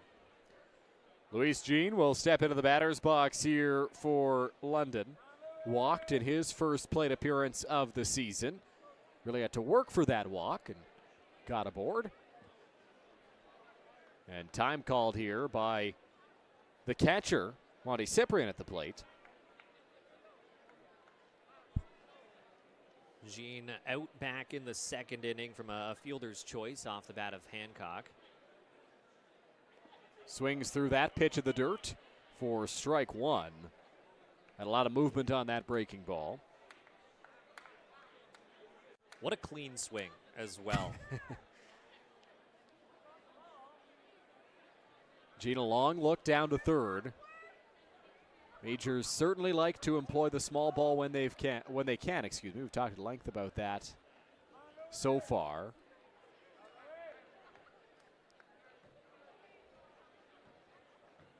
The 0-1. Fouled straight back by Gino and 2. Should mention as well, new setup of the coaching staff for the Majors this season. Alberto Gonzalez is one of the Majors' new assistant coaches. He is coaching third base for London here. Casey Daniel Pullum is at first base, and Tyler Schmidt is one of the new assistant coaches. Also the director of data analytics for the Majors this year. So Majors getting into the analytical side of the game this season. That's something I'm sure you in particular will appreciate. I know you love your numbers and statistics. 0-2, Jean skies this one on the infield. Both Hernandez infielders going for it, and it's Francisco who makes the catch for the second out. Lots of emotions from Jean there, almost in every single swing. You can tell he's just trying to get back into the mentality of the game a little bit. Was not happy with that at-bat from his own side of it in terms of his swings. Ryder Hancock into the batter's box now. You mentioned it in the last at-bat, Justin. Hit into a fielder's choice in his first trip to the plate. So 2 outs, but still a runner in scoring position here. Still a chance for the Majors to tack on some runs. First pitch to him. High, ball 1.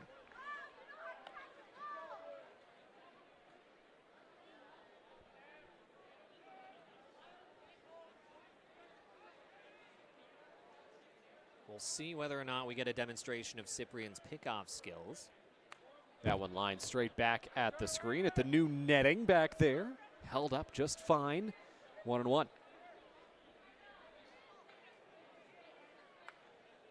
Zadunik getting some pretty solid leads over there at second.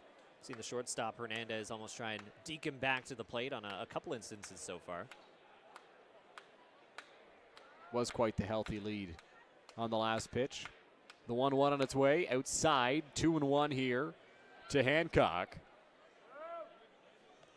Vasquez about to throw his 75th pitch of the game. No movement down in the Barrie bullpen, so appears he's been built up to throw close to 100, you'd assume. We'll see where both pitchers end up at here in the first game of the season for the Majors and first outing of the season for Vasquez. The 2-1. Called strike. Hancock doesn't like it. Thought it was outside. It's 2-2. Yeah, you mentioned Vasquez and his pitch numbers so far. Obviously, that's the big benefit of the exhibition games before this season. Really, it's almost acts as a little bit of a spring training for all these guys, starting to ramp them up, get them into action, see just how deep they can go into these games. We'll see how far Vasquez ends up going before all is said and done in this matchup. The 2-2 home. Inside, that hit Hancock. Did he go? No. So a hit by pitch, and Vasquez can't believe it. Isaac Zivchuk pointed right away to the umpire there, Matthew Kinnett, to ask if there was a swing because it did hit Hancock. Josh Matlow, the Baycats manager, is out now to talk to Zivchuk, the home plate umpire. Now, is Matlow arguing here that it didn't hit him and perhaps hit the batter? Is he arguing the swing? The Baycats on the infield are certainly arguing the swing with the third base umpire, Matthew Kinnett.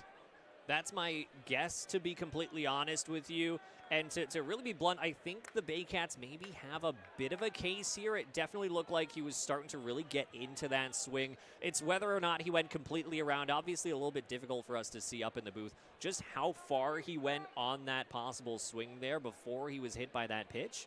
But it looks like they're still going to keep him at first. It looks like that's going to be the ruling. Well, they're going to talk things over here, Justin. Isaac Zivchuk, Matthew Kinnett, Justin Van Horn will all come in. Van Horn, the first base umpire, is the crew chief for this umpiring crew here. Matt Lowe pled his case well enough. Pleaded his case. Pleaded? Is that the word? Pleaded his case? I think you're right. I think that, I don't know. He stated his case well enough that the umpires will at least converse here and try to figure this one out. Somebody's going to be unhappy either way with the outcome of this conversation. Right now, Hancock stands at first after a hit by pitch, and they will keep him there. So first and second, 2 out here for the Majors. 1 game into the major season so far, and 1 game already with a little bit of drama involved as well. Michael Escato will step into the batter's box for the 3rd time here with 2 runners on and 2 out in the inning. Time called here by Vasquez. He doesn't have a baseball, so gets the ball from the home plate umpire, and we're all set to go. I can really understand the argument from both sides on a play like that, and you almost got to think to how it is in Major League Baseball, where if the play is too close to tell, it's so close, they'll go with whatever the call was on the field as really they'll say the call on the field stands. That likely is the way that they wanted to go because it's a lot to try and overturn a play like that. First pitch is inside to Escato for ball 1. Escato has struck out twice in the game, once swinging, once looking through his 2 at-bats. I think you're right, Justin. I think that because it was so close, they decided to go with the initial ruling, the instinctual call from the umpires. 1-0 inside, 2-0.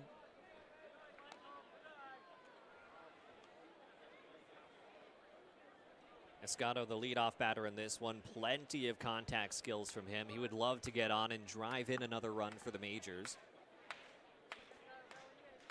Hitters count here for the Majors shortstop.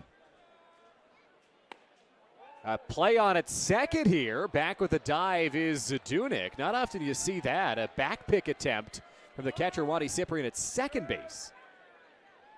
Honestly, don't know if Cyprian was able to get the grip that he wanted from his cleats there. I think he was wanting to have that throw go a little bit more left. Obviously, get between the base runner and the plate. But just hung a little bit right there. Zadunik still out there. 3-0 count here to Escato, the pitch. That's there for a strike. Still a hitter's count, but now 3-1. Escato was not going to be swinging at that no matter what the pitch was. He was like a statue in the batter's box. Some movement, but no action just yet in the Barrie bullpen as Vasquez tries to wiggle his way out of this jam. The 3-1 to Escato. Swing and a miss. That's a big swing for Michael Escato, but comes up empty, and the count runs full here. So the runners will have a head start on the pitch. Mean swing on that one. You knew exactly what he was wanting to do with that pitch. 2 on, 2 out. Majors up by 2 here in the bottom of the 4th inning. Zadunik on at second, Hancock at first. Escato in the batter's box. Sal Vasquez trying to get out of this jam. The payoff pitch. Misses ball 4. Vasquez cannot believe it on the mound.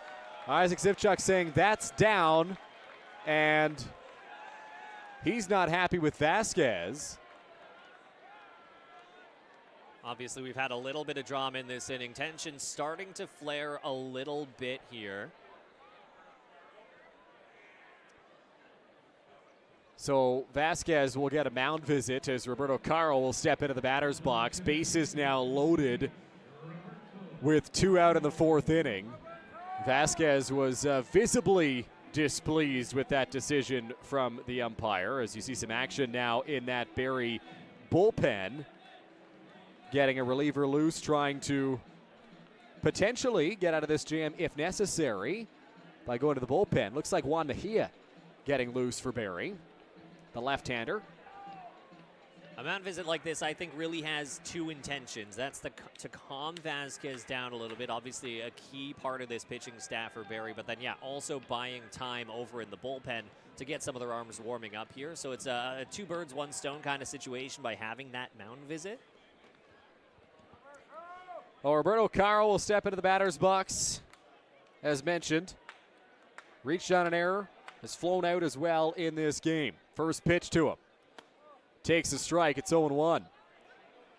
That is a hefty, hefty lead by Ryder Hancock over at second. Was almost halfway between second and third there. Obviously, the Baycats playing the defense back a little bit. Just want whatever out they can get here with 2 outs. 0-1 to Caro. That's there for a strike. It's 0-2.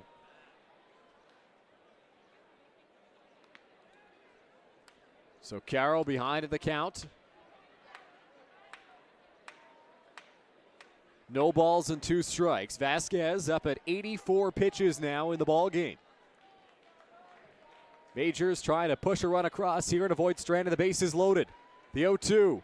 Swing and a miss. Strike 3. Vasquez sped up the delivery. Roberto Caro goes down swinging. So London loads him up but can't cash. Majors still lead by a score of 2-0 through 4. You're watching Majors Baseball live on Majors TV. Canada's ball teams deserve uniforms built to win. VMF Sportswear delivers custom jerseys, pants, and caps. Level up your look with custom team apparel. Choose your colors. Drop your logo. Own your look. Order now at vmfsportswear.ca.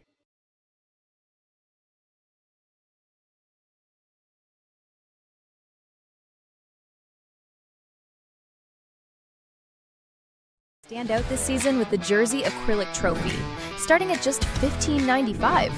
Fully customizable with your team's logo, colors, and player details, and double-sided for twice the impact. A custom plate can be attached to the base for personalized engraving on each trophy. Great for player recognition. Ideal for keeper awards, participation trophies, or end-of-season celebrations. Order yours today at Nuthers.com or call 1-800-265-1554.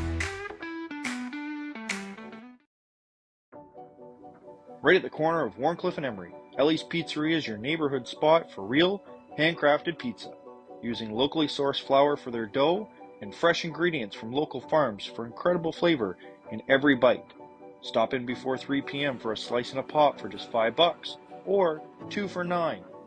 Ellie's Pizzeria, made local, made right. Fifth inning about to get underway here at Labatt Park. The Majors and the Baycats here on this Friday night as the sun has almost fully set here at Labatt Park. It's a little bit cooler, but so good to have baseball back at the Forks of the Thames. The Majors up 2-0 here, Justin, as we enter the fifth. You know, my arms might be a little bit chilly, but my heart is very warm to be back here at the ballpark. I said I was jealous of that sweater that you're wearing beforehand. Yeah, we're going to see how this developing situation changes as the ball game continues. It's definitely a little bit brisk here in London. Well, Justin, you bragged to me earlier about your long sleeves, but you haven't whipped them out yet. They're so thin, Dylan. There's really not a whole lot of substance to them. It's a chilly night at the ballpark right now, and you can expect to have that throughout the month of May, and things will warm up as we get deeper into the summer months, but just good to be back at the park, right? No matter what the weather is, no matter if it's cool or hot, it's just good to be back at the ballpark. Calling baseball, watching Majors Baseball once again as Nolan Macabrota will lead off the fifth inning here for Barrie.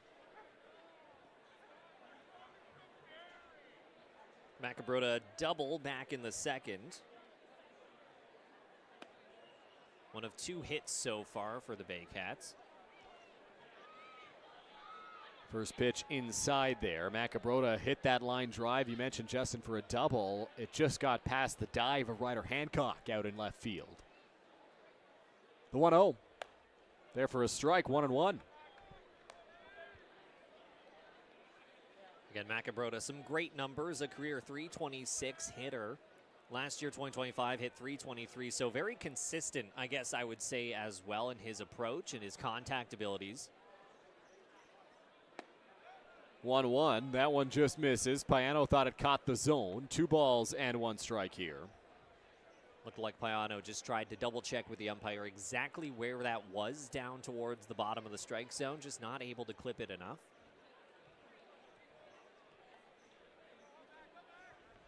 2-1 count here.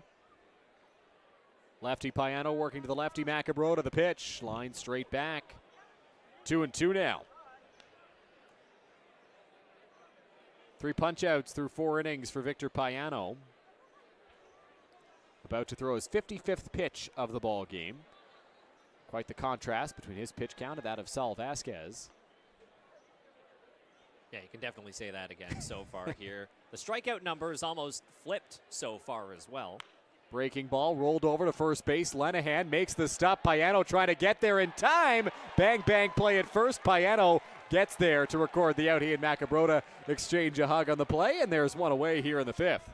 Great hustle. It almost looked like they were not sure if they were going to even be able to get that out at first. You saw Lenahan quickly turn there, almost realizing, oh shoot, Macabrota is not there quite yet. Maybe we can turn this around. And great heads up from Payano to be able to get there to the first base bag and get that out. Well, that's the thing early in the season. Sometimes guys not quite as alert. Payano maybe a little bit slow breaking off the mound there to cover the first base bag, but the majors get the out regardless as Clayton Keys will step into the batter's box here for Barrie with one away in the 5th.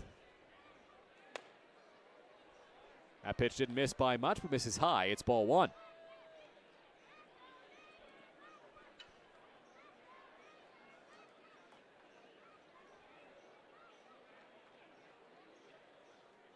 He's the right fielder in this one. Takes the 1-0 for a strike, and it is a 1-1 count here.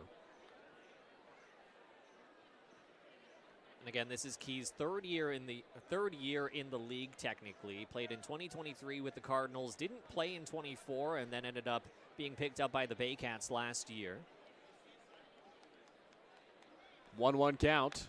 Fouled off. Mentioned his last at-bat, Justin, he was picked twice in the Major League Baseball draft. First by the Blue Jays out of high school, didn't sign. And then by the Arizona Diamondbacks, also out of high school, the following year. So has a couple of draft stories and draft memories that he can share with his Barrie teammates. Always interesting to think what could have been with a lot of these players. Obviously, some incredible skills. A lot of major league clubs see that as well. Called strike 3 on the outside corner there to Keys. He doesn't like the call, but it is out number 2 here in the 5th inning, and Payano up to 4 strikeouts now. That efficiency really coming into play here. A great outing so far from Payano. Slowly starting to rack up those strikeout numbers. He's struck out batters in 4 of the 5 innings so far. A couple flyouts and a ground out back in the 3rd. Monty Cyprian into the batter's box. First pitch to him, cut on and missed, 0-1. Cyprian flared one into left field earlier in the ball game. It dropped just in front of Ryder Hancock. It was initially ruled an error on Hancock, later changed to a base hit. So Cyprian 1 for 1 in the ball game. 0-1 to him. High, ball 1. And again, I think both the plays that were or are errors that we've seen so far, we had a couple question marks on so far. That one, I think we were both pretty confident that that was going to be a hit when it initially came down over and left. 1-1 there for a strike. It's 1-2 here on Cyprian. Payano a strike away from getting out of this inning.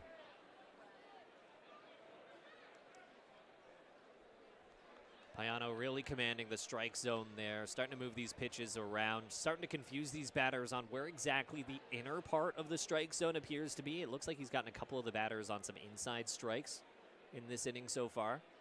1-2 hit hard to shortstop. Escato takes a big hop, bobbles it, won't be able to recover. Cyprian beats it out. So a ball that bounced on Escato there allows Cyprian to reach for the second time.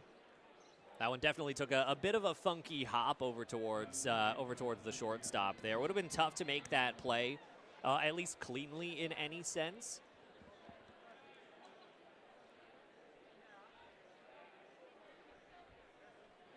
So Cyprian reaches. That'll bring up Adam Odd. An error charge to Escato there on that hard ground ball to shortstop. Payano has been filling up the strike zone so far in the ball game. 49 of his 64 pitches have been for strikes. Just 15 balls thrown all game. There's a breaking ball in the zone right there, and it's 0-1. Great pitch down and away Great part of the plate to command in the early pitches of an at-bat. You're almost mentally widening the strike zone a little bit for some of these batters, so it makes it easier to throw these pitches a bit all over the place, depending when you start with a good pitch like that. Fouled off at the plate there. Looked like it got a chunk of DeOlio. Count now 0-2.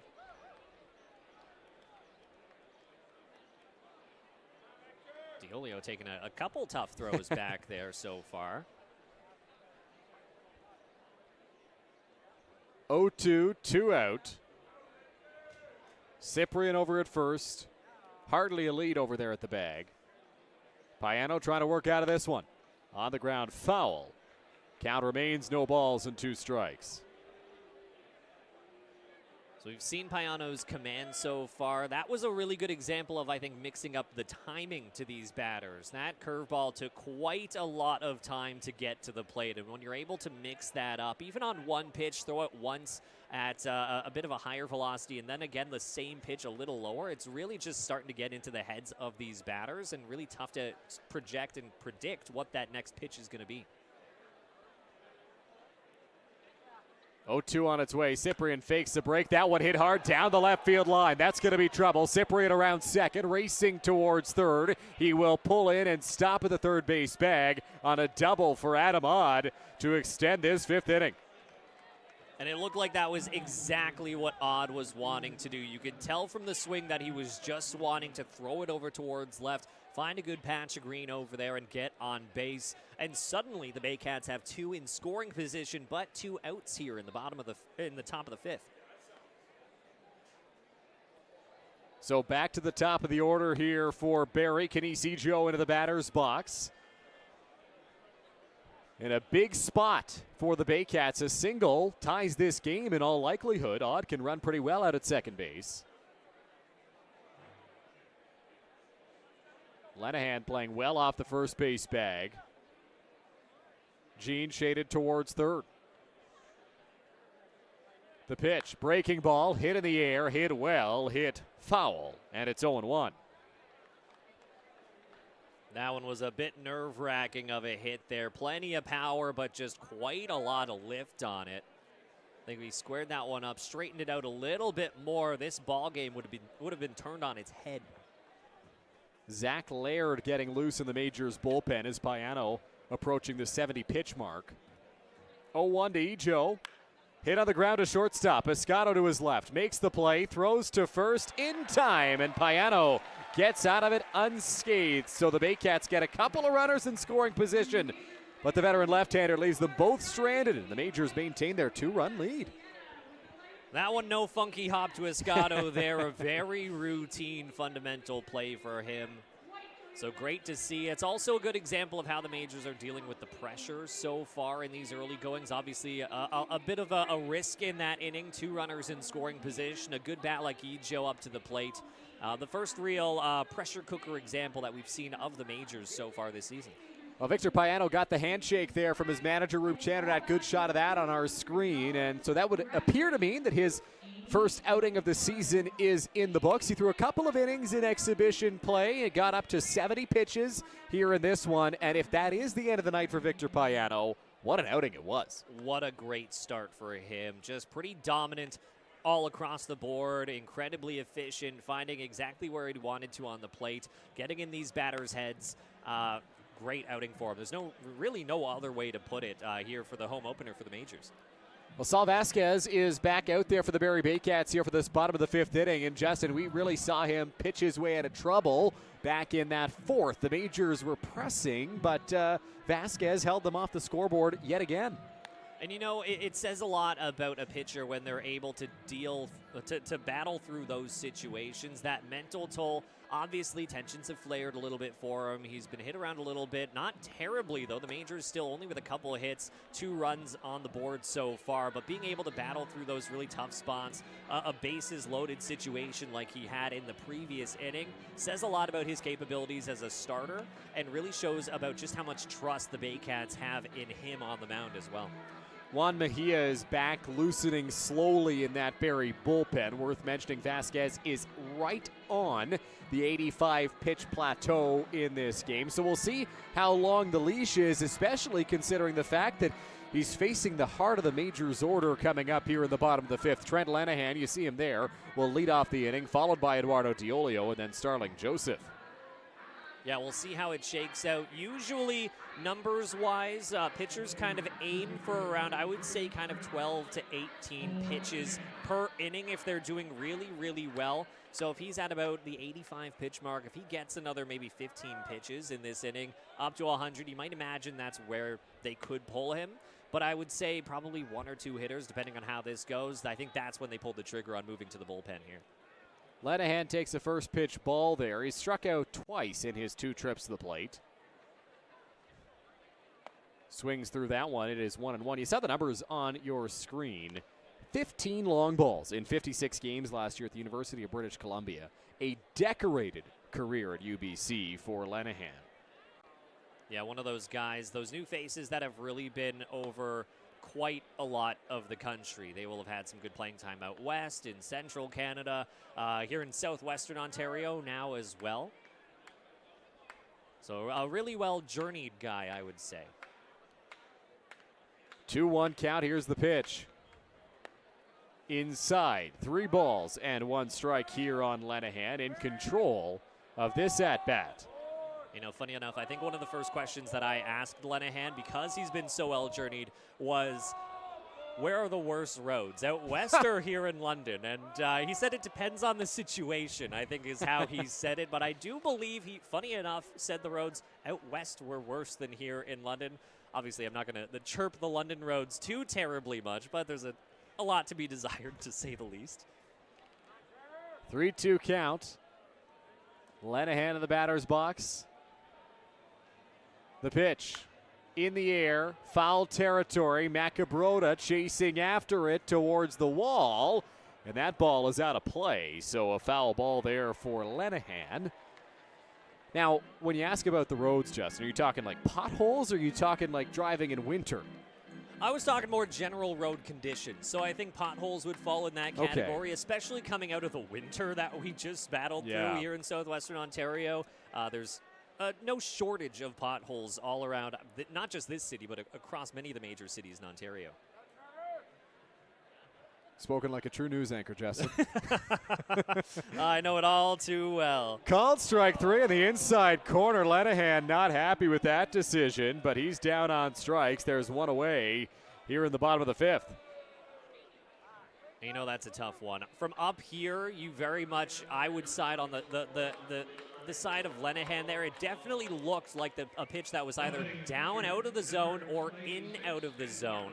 But we've obviously seen a bit of movement on that inner part of the plate almost throughout the night so far. I think both teams have had a few disagreements on the inner part of the plate towards these right-handed batters and just didn't go Lanahan's way for that at-bat.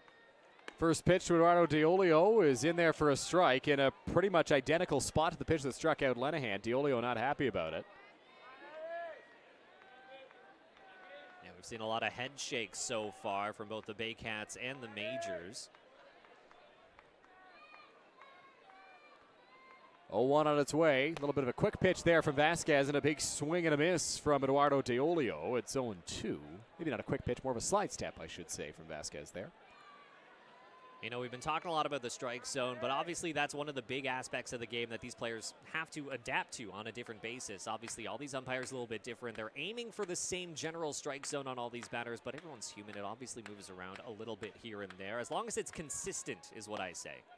That's outside. It's 1-2. Vasquez now at 95 pitches. Juan Mejia still not throwing off the mound in the Barrie bullpen. Getting loose out there, though. Good job on the Majors to try and extend some of these at-bats so far. 1-2, 1 out. Here's the pitch.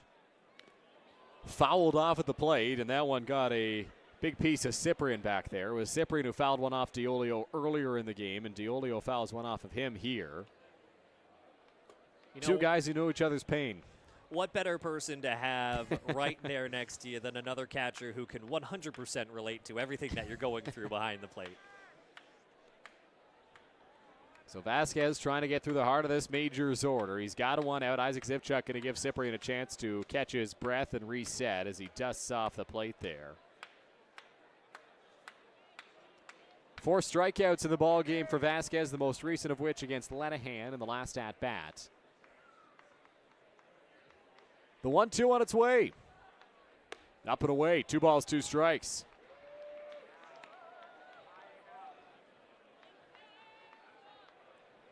Diolio, obviously one of the key players. A great year last year as well. 309 average, 11 home runs, 31 RBIs as well.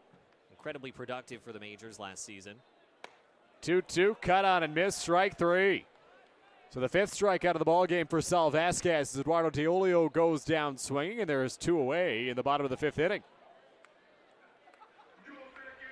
Good effort from him so far. Some good resilience on the mound as well. Obviously was hit around a little bit, a tough, risky scenario back in the 4th, but has really recovered here in the 5th and making some good work in the majors in this one.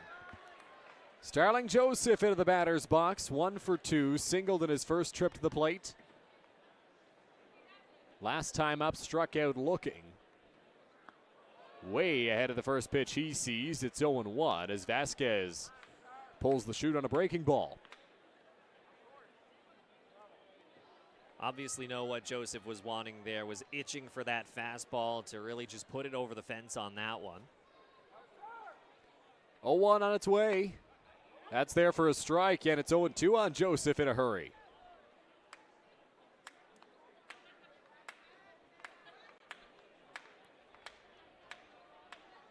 Vasquez now at 100 pitches, trying to strike out the side in order here in the 5th inning. 0-2 home, called strike 3. If that's the end of the outing for Sal Vasquez, what a way to finish the job. Strikes out the side, keeps the majors off the board for a 4th consecutive inning as London continues to lead by a score of 2-0 through 5. We head to the 6th. You're watching London Majors Baseball live on Majors TV. Stand out this season with the Jersey Acrylic Trophy, starting at just $15.95. Fully customizable with your team's logo, colors, and player details, and double-sided for twice the impact. A custom plate can be attached to the base for personalized engraving on each trophy. Great for player recognition. Ideal for keeper awards, participation trophies, or end-of-season celebrations. Order yours today at Nuthers.com or call 1-800-265-1554. Right at the corner of Warncliffe and Emery, Ellie's Pizzeria is your neighborhood spot for real, handcrafted pizza. Using locally sourced flour for their dough and fresh ingredients from local farms for incredible flavor in every bite. Stop in before 3 p.m. for a slice and a pop for just $5 or 2 for $9. Ellie's Pizzeria, made local, made right. Carbon monoxide is a deadly gas you can't see, smell, or taste. Homes with fuel-burning appliances and/or attached garages must have working CO alarms installed on every level of the home. Install working CO alarms today. It's the law. Back now at Labatt Park, as expected, Justin, the night is done for Victor Payano after a really strong first outing of the season. Zach Laird is on from the bullpen to take over. Obviously some great results so far from both these pitchers. A great duel, just 5 combined hits in this one, and just great performances so far. The efficiency from Payano, the strikeouts from Vasquez so far, an impressive one, but obviously you got to hand the ball over at some point, and it looks like Zach Laird is going to be coming in. Well, worth mentioning as well, a little correction from what I said in the last inning. I said that there were only 4 strikeouts for Sal Vasquez. Quite the opposite. That last one, his 10th of the ball game. So what an outing for him to start the season. I would assume he's now done for the night, but we'll see. Come the bottom of the 6th inning, Laird into the ball game. Hard-throwing left-hander for the majors. Loves to attack the zone, aggressive in how he pitches. Pitches with a lot of emotion as well, an energetic and fiery guy out there on the mound. He'll deal with 2, 3, and 4 in the Barrie Baycats lineup, beginning with the shortstop Brandon Hernandez, who smartly has the hoodie on down on the field. Some good mindset. You know, that comes down to the baseball IQ. You know, sweaters or no sweaters, what to pack in the bag when you're heading out. Obviously a higher baseball IQ than this color commentator up in the booth. So Laird ready on the mound. Here's the pitch. Squaring around a bunt is Hernandez. That one misses for ball 1. Laird, the lefty, will face left-handers Hernandez, McGarry Doyle, and Rio before right-hander Francisco Hernandez steps into the box. Laird last played 4 years in the NCAA, split between Niagara University and Indiana State University. You're going to notice his delivery in particular. I know both himself and Rube Chanderdad have really described it as a slingshot delivery, is how they were referring to it. And I talked to Laird about that, and he said that, you know, he doesn't have the velocity, he doesn't have the size. That one in the air, left field, shallow. Hancock moves over, makes the catch. There's one away here in the top of the 6th. So Laird said the best tool in his arsenal is efficiency, both on the mound in terms of the pitches he's throwing and then physically as well in terms of how he's getting the ball to the plate. And he says that slingshot delivery has really helped cater towards that mindset to really have that be a better tool in his tool belt that he can use. Noel McGarry-Doyle will step into the batter's box here against Laird. Laird pitched in all 3 exhibition games for the majors. Didn't allow a run in the first one. Allowed 2 runs in 1 inning in his second outing. Takes a pitch up and away there, does McGarry-Doyle, I should say, and then threw 2 innings in Chatham and was practically unhittable in that contest. So hoping to continue that success from his last outing here. Some great stuff. I know especially in a lot of those exhibition games, the players will start mixing around how they want to go about these exhibition games. Obviously, if you go into one game and you're trying to really brush up on your fastball, you might try and throw a lot more of those to get those reps in. The next game, you might say, hey, I'm going to focus on the breaking pitches. Let's focus on those. And obviously, that'll play into the results a little bit. But I know these players really mix around with those exhibition games. That pitch misses. Good movement on that offering from Laird. 2 balls and 1 strike the count here on McGarry-Doyle. Gary Doyle looking to get his first hit of the ball game. A fly out, a line out, and 2 trips to the plate. Again, Laird just 22 years old, one of the younger faces on this majors squad this season. Sets on the rubber and delivers. That one low. 3-1 now. You know, for a bit of context on just how hard these guys are throwing, Laird has said that he can have his fastball sit between about 93 and 95 miles per hour, which in this league is actually a pretty good fastball. And we're going to see that as we go through the season. Quite the arm for him in that efficient slingshot delivery. Full count here, 3 balls, 2 strikes on Laird. Pardon me, from Laird to McGarry-Doyle, I should say. He's that good, he can throw it and hit it, Laird. Lefty ready. The 3-2 pitch. Line straight back. We'll try it again on 3-2. Really seeing Laird pound the bottom part of the strike zone there, which makes sense, trying to go down and away to these lefty hitters in the box.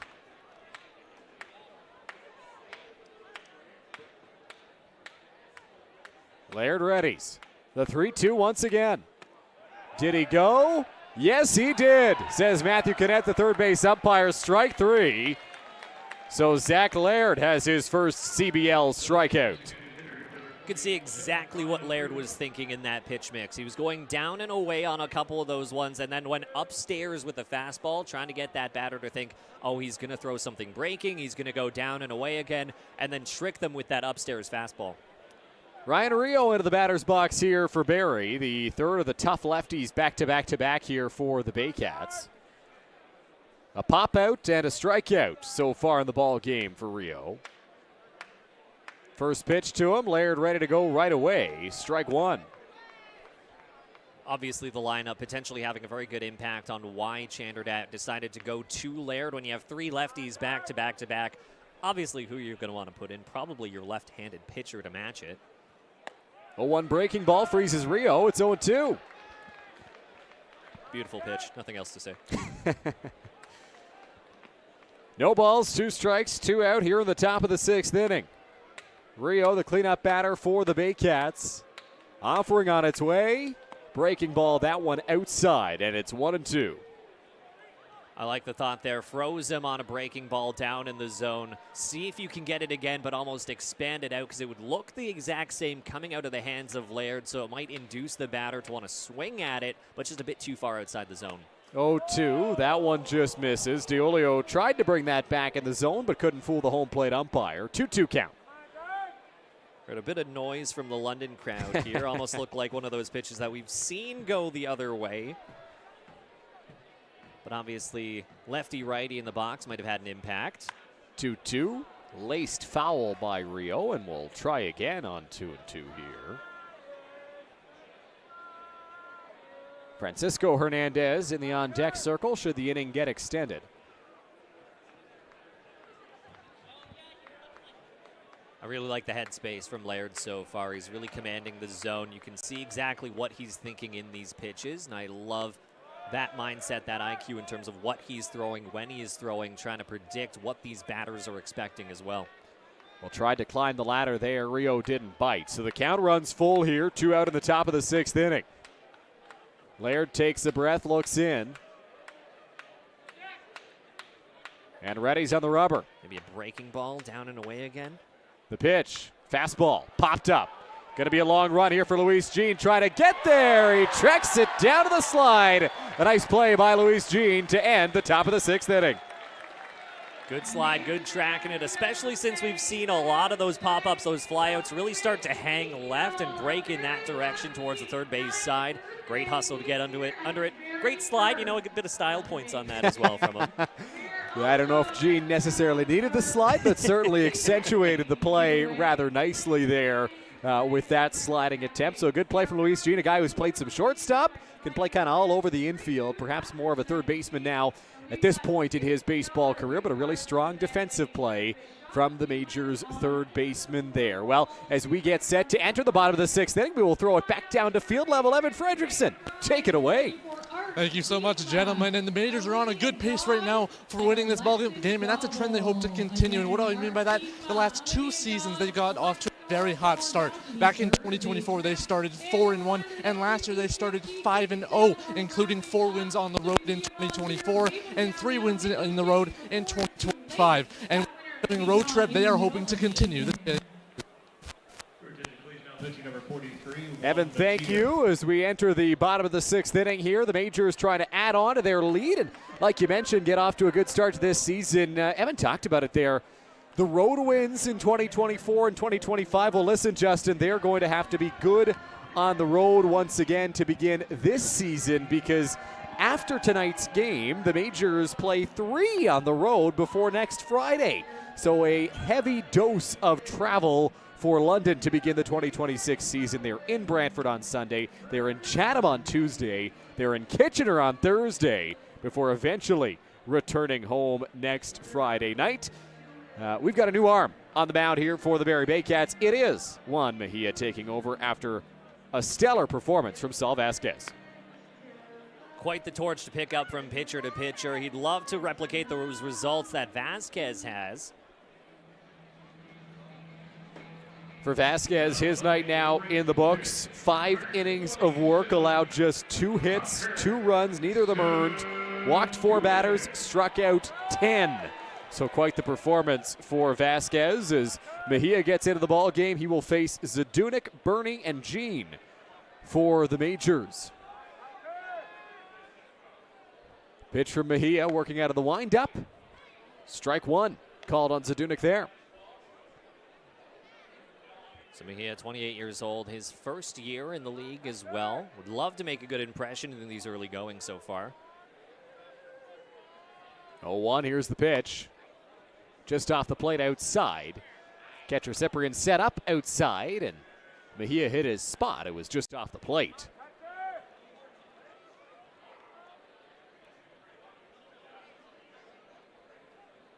One. Swing and a miss by Zadunik there. It is 1-2. Tucker Zadunik donning a new number this year, Justin. Number 27 on his back after 44 was what he wore last year.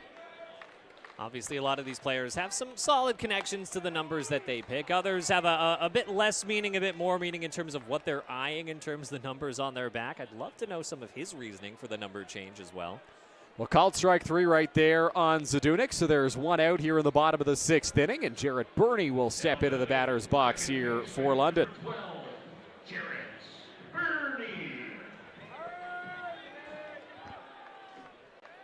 Again, we started with plenty of sunshine when the game kicked off, but the sun's definitely gone down today. A lovely night it's turning into here in London. The lights on, plenty bright, a little frigid though, but not too bad so far.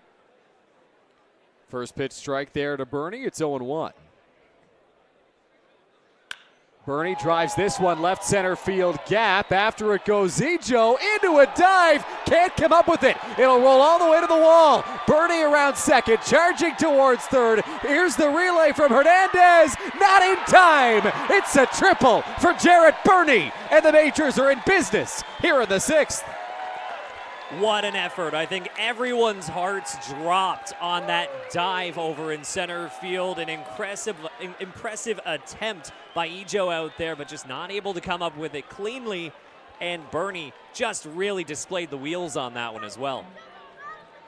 Jarrett Bernie moving around the bags there for the Majors, so has his first triple of the season, first hit in the CBL. Luis Jean will step into the batter's box now, and you mentioned, Justin, what an effort from Kenny Ejo out in center field. That's a long run. He is so good and so rangy out in center field, but could not quite come up with that one. Well, and he was fully horizontal on that dive as well. A great attempt from him. It takes a lot of athleticism to even be able to attempt that out there. But obviously these center fielders, the captains of the outfield, they know what they're doing. Really good defensively, and Ejo really just wanted to flex that he could if he wanted out there. Jean takes a strike here as the Baycats infield gets drawn in. Down by 2 already. Trying to avoid extending the deficit here. 0-1. Tapped on the ground by Jean. That's foul. 0-2. You mentioned it there, the defense coming in. Even though it is a 2-0 ball game, both teams are tied at 3 hits apiece, 1 error apiece as well. So numbers-wise, these guys are actually very evenly matched so far in the game so far, even if the Majors currently are up 2-0 so far. And they'd love to keep it that way, if not widen that gap as well. No balls, 2 strikes here from Mejia on Jean. Jean looking to put a ball in play, make something happen here, ideally get it past the infielders. We've seen the speed from Bernie, a ball deep enough into the outfield, probably even where the outfielders are right now, would likely score him. Perhaps not to right. Keys is rather shallow. I think you're right. Realistically, all you have to do is get it past the heads of these infielders, that infield defense, and you probably could rack up a run here. Jean taps that one foul at the plate, and so we'll try it again here on 0-2. Jean has been aboard of the ball game thanks to a walk, but has yet to find the hit column tonight. What a time to get that first hit on the season. Runner in scoring, just 90 feet away. Good opportunity to contribute here in these early games of the season. Jean takes his time to get settled back in that batter's box. Mejia ready on the rubber. Jarrett Bernie standing over at third. Here's the 0-2 pitch. Upstairs, Jean did not bite. It is 1-2. Good restraint there. I know we saw Jean moving around a lot, making a lot of expressions in his last at-bat. Again, really adjusting to organized baseball once again this year. It looks like he's starting to settle in, get fully back into the game in here, and what a time to really do it. Would love to see him square something up. 1-2 count. Jean ready in the box. Catcher Cyprian sets up high. Mejia hits his spot. Jean doesn't bite. 2-2. 2 very similar pitches there, really trying to get him to swing out of the zone here. We often see a lot of pitchers either moving horizontally in the strike zone or vertically. Sometimes it's really tough to do both in a contest. It looks like so far we're seeing Mejia really work the left and right part of the plate. 2-2, 1 out. Bernie standing over at third, representing another insurance run for the Majors. Here's the pitch. Upstairs. What a job by Luis Jean in this plate appearance from 0-2 to 3-2.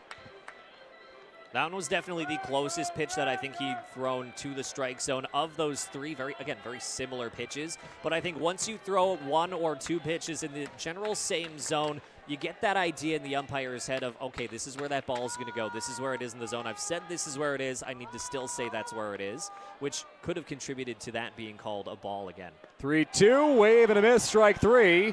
Pitch gets away. Cyprian throws to first. Bernie does not attempt it from third, and so there's 2 away now as Gene is down on strikes. Good effort so far from Mejia. His second strikeout in the inning. He'd love to make it 3 here. Strand that runner over at third base, Bernie. Well, Ryder Hancock, the man that will stand in his way. Lefty-lefty matchup here for Hancock and Mejia. 0 for 1 so far. Had that fielder's choice back in the second, hit by pitch in the fourth. Breaking ball off the plate outside, ball 1.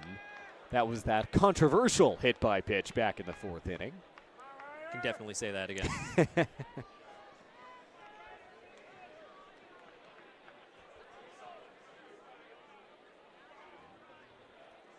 1-0, here's the pitch. Line straight back at the backstop. 1 ball, 1 strike here. Hancock recently just completing his senior season over at Mount Olive. Batted .309, a .427 on base as well. 1-1 count. Hancock ready in the box. Here's the pitch.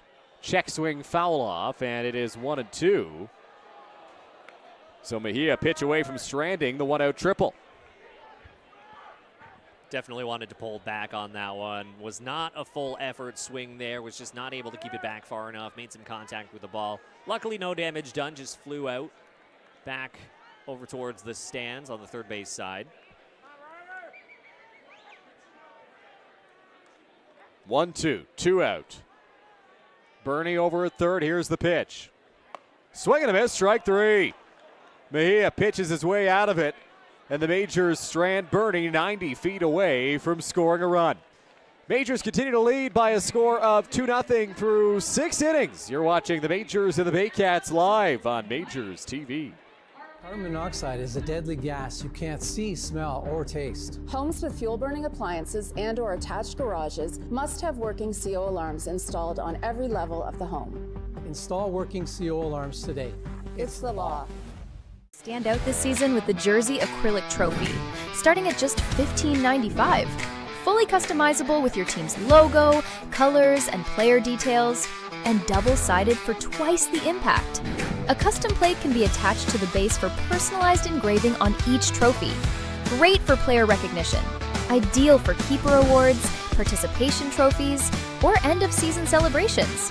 Order yours today at Nuthers.com or call 1-800-265-1554.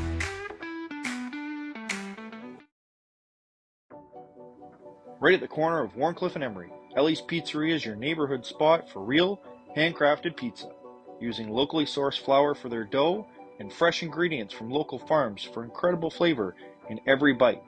Stop in before 3 p.m. for a slice and a pop for just $5 or 2 for $9. Ellie's Pizzeria, made local, made right.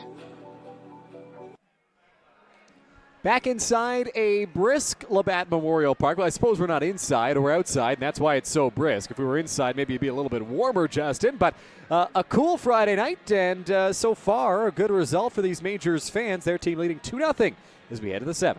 Yeah, I love the excitement so far. These fans really getting into it. Obviously, like you said, a little bit brisk here. We see a whole lot of sweaters, not just adorned by you, but everyone in the stands so far keeping warm. I love to see that spirit. I love to see that drive to the ballpark, the kickoff of baseball season here in London, Ontario. It's exactly what you want to see. Some great fans here in the Forest City. You get a look at the line score there on the scoreboard. It has been a pitcher's duel in this game. And maybe not a duel, I suppose, because both teams have dipped into the bullpen now. But the pitching staffs have been really effective in this game as that pitch misses outside for ball 1. Majors have been held off the board since the first inning. Baycats have yet to push one across the plate here in the contest. Francisco Hernandez to lead off the 7th inning. Takes a strike there. It's 1-1.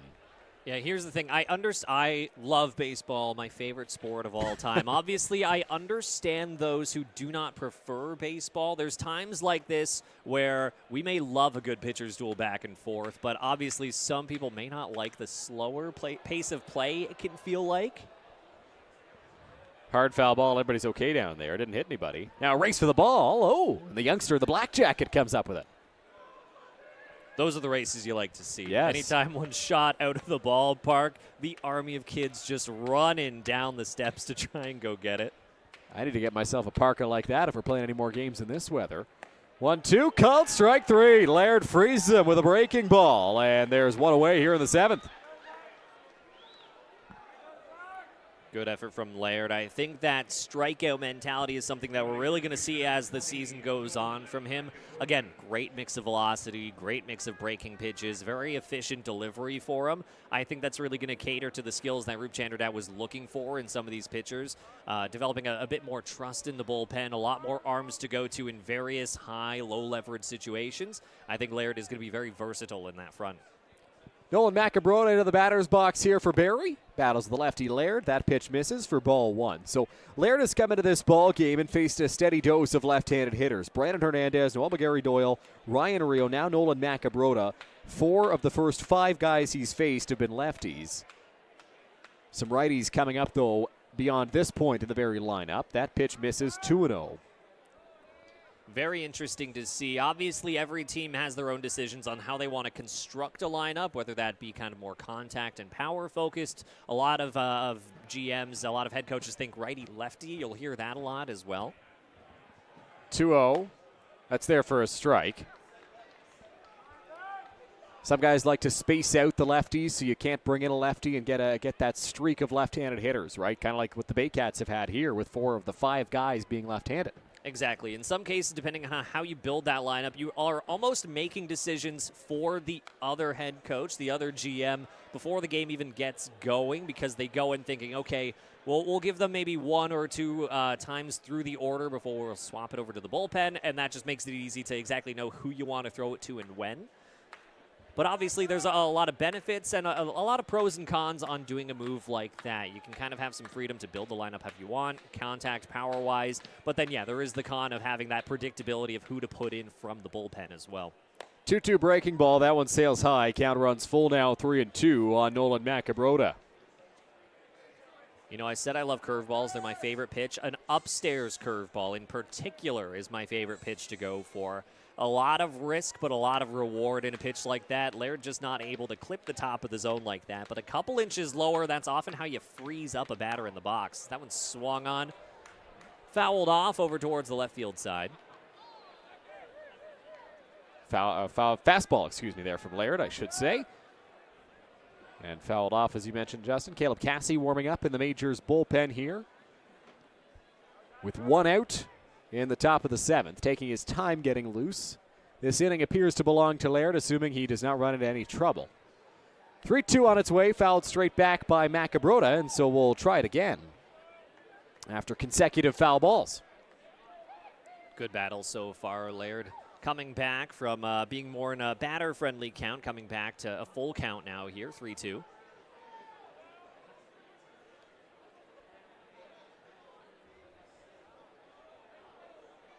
Laird at 28 pitches, about to throw number 29.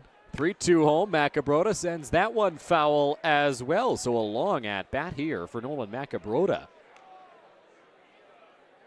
Good battle so far, and that really speaks to Macabrota's veteran presence on this team. Some great experience as well.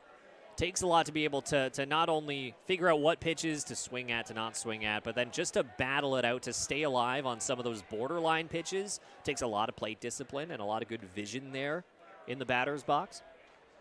8-pitch at-bats so far. Laird trying to win the battle. Macabrota lines this one over the head of Escato into left field. So it's a base hit for Macabrota. His second hit of the ball game, and the Baycats have a runner on with 1 out here in the top of the 7th. That was just some good contact. A great at-bat. You're waiting for that pitch, that little bit of a mistake that can be thrown in these long battles.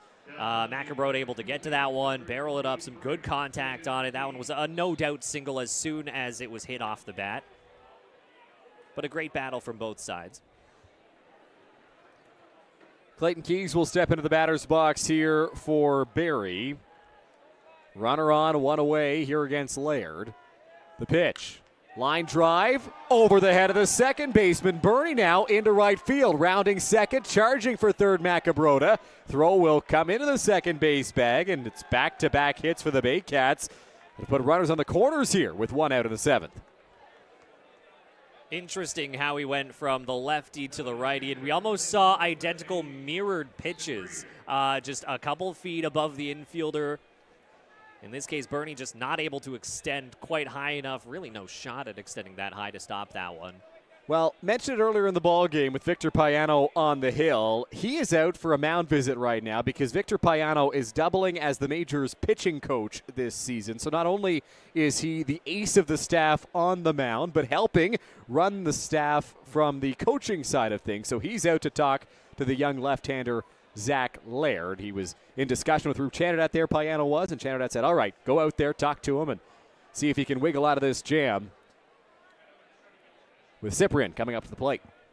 A real team player able to do that. That's also a lot of mental toll to be able to take, not only to figure out yourself what pitches you want to throw, what you need to improve on or change, but then also be able to look outward to the other pitchers, the bullpen, the rest of the starting rotation, to be able to help them out as well. It's a lot of work, but I'm sure Rube Chandadat loves having his presence. Not only the experience that he brings on the mound, but the experience in the clubhouse as well, being next to these guys every single day as well. It's a huge, huge benefit to a GM. 0-1 count here, runners on the corners, 1 out. Macabrota at third, Keys at first. Keys dancing at the bag. That pitch sails high. It's 1-1 on Wandy Cyprian. Caleb Cassie now getting a little warmer down in that Majors bullpen as Laird runs into a little bit of trouble. 1 out here in the inning. I wouldn't be shocked if Laird starts working a bit more in the bottom part of the zone as he throws over to first. Might try and induce a double play here by shifting things downward. Obviously, it looks like he's gotten bitten on a few of the pitches up in the zone, those fastballs that have just been pretty level but hard-hit swings over towards the grass. Here's the pitch, breaking ball, line down the right field line. That's foul. It's 1-2 here.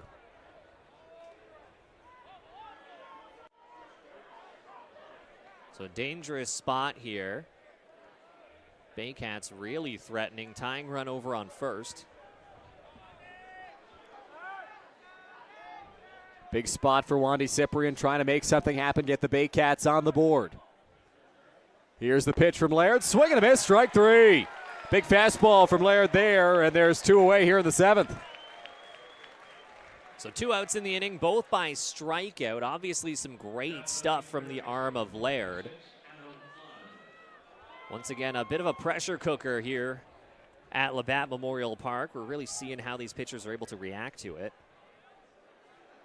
Adam Ott into the batter's box here for the Baycats. Lined a single into left field in his last trip to the plate. That would score a run here in this spot. Pitch on its way. Breaking ball. Chopped towards second. Charging is Bernie. Bobbles it. That'll score Macabrota on what's going to be an error on the second baseman. Bernie, who throws over to the second base bag, and they can't get Keys.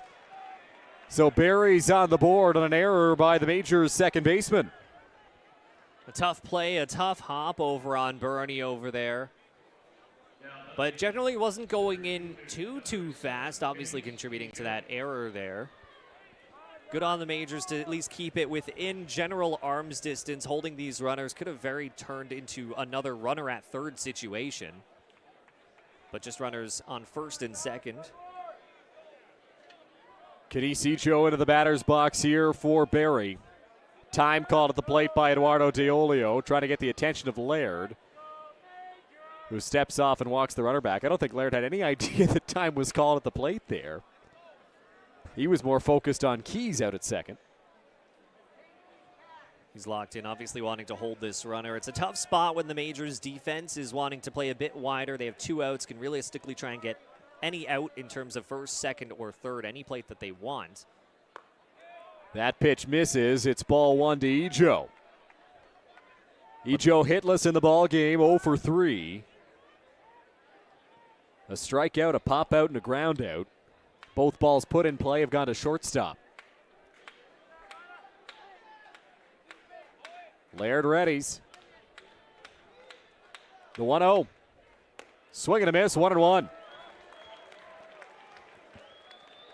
Good pitch there. That's exactly what you need to build that confidence back up after a couple dicey hits here so far. At the end of the day, Laird just 2 strikes away from getting out of it and ending the top of the inning. Up at 38 pitches now is the left-hander. The 1-1 on its way. In the air, right field, sinking quickly. Long run Zadunik. It gets down. It's a base hit. Keys around third. Here comes the throw. It's cut off. They'll go to second. They've got Ejo there. So the run will count. Keys is safe at the plate. This game is tied at 2-2. But the inning is now over as they throw Ejo out at second.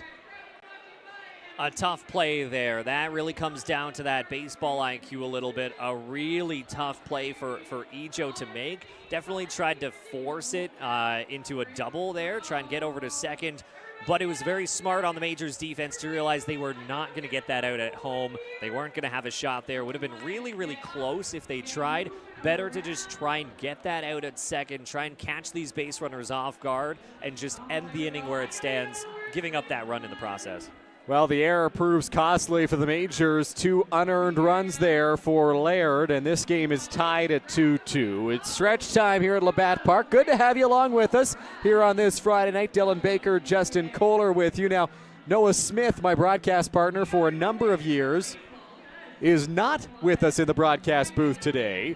Not with us this season as a mainstay here on Majors TV. He has been over the years here at Labatt Park, but not the case here this year. Happy to have Justin along and wanted to give Noah a bit of a shout out because he has been with this ball club, been with Majors TV for so many seasons. One of the founding members of Majors TV, if not the founding member of Majors TV, and a lot of great times spent with him up here in the booth, and thrilled for him to move on to the next step. And he'll be around from time to time. He'll fill in maybe on a couple of games throughout the season, but has called some big moments in this ballpark, including the Majors' first championship since 1975 back in 2021. So wanted to give Noah a shout out tonight. Also wanted to give a shout out to Sue Gibson, who ran the scoreboard here at Labatt Park and was involved with the team for 40 years.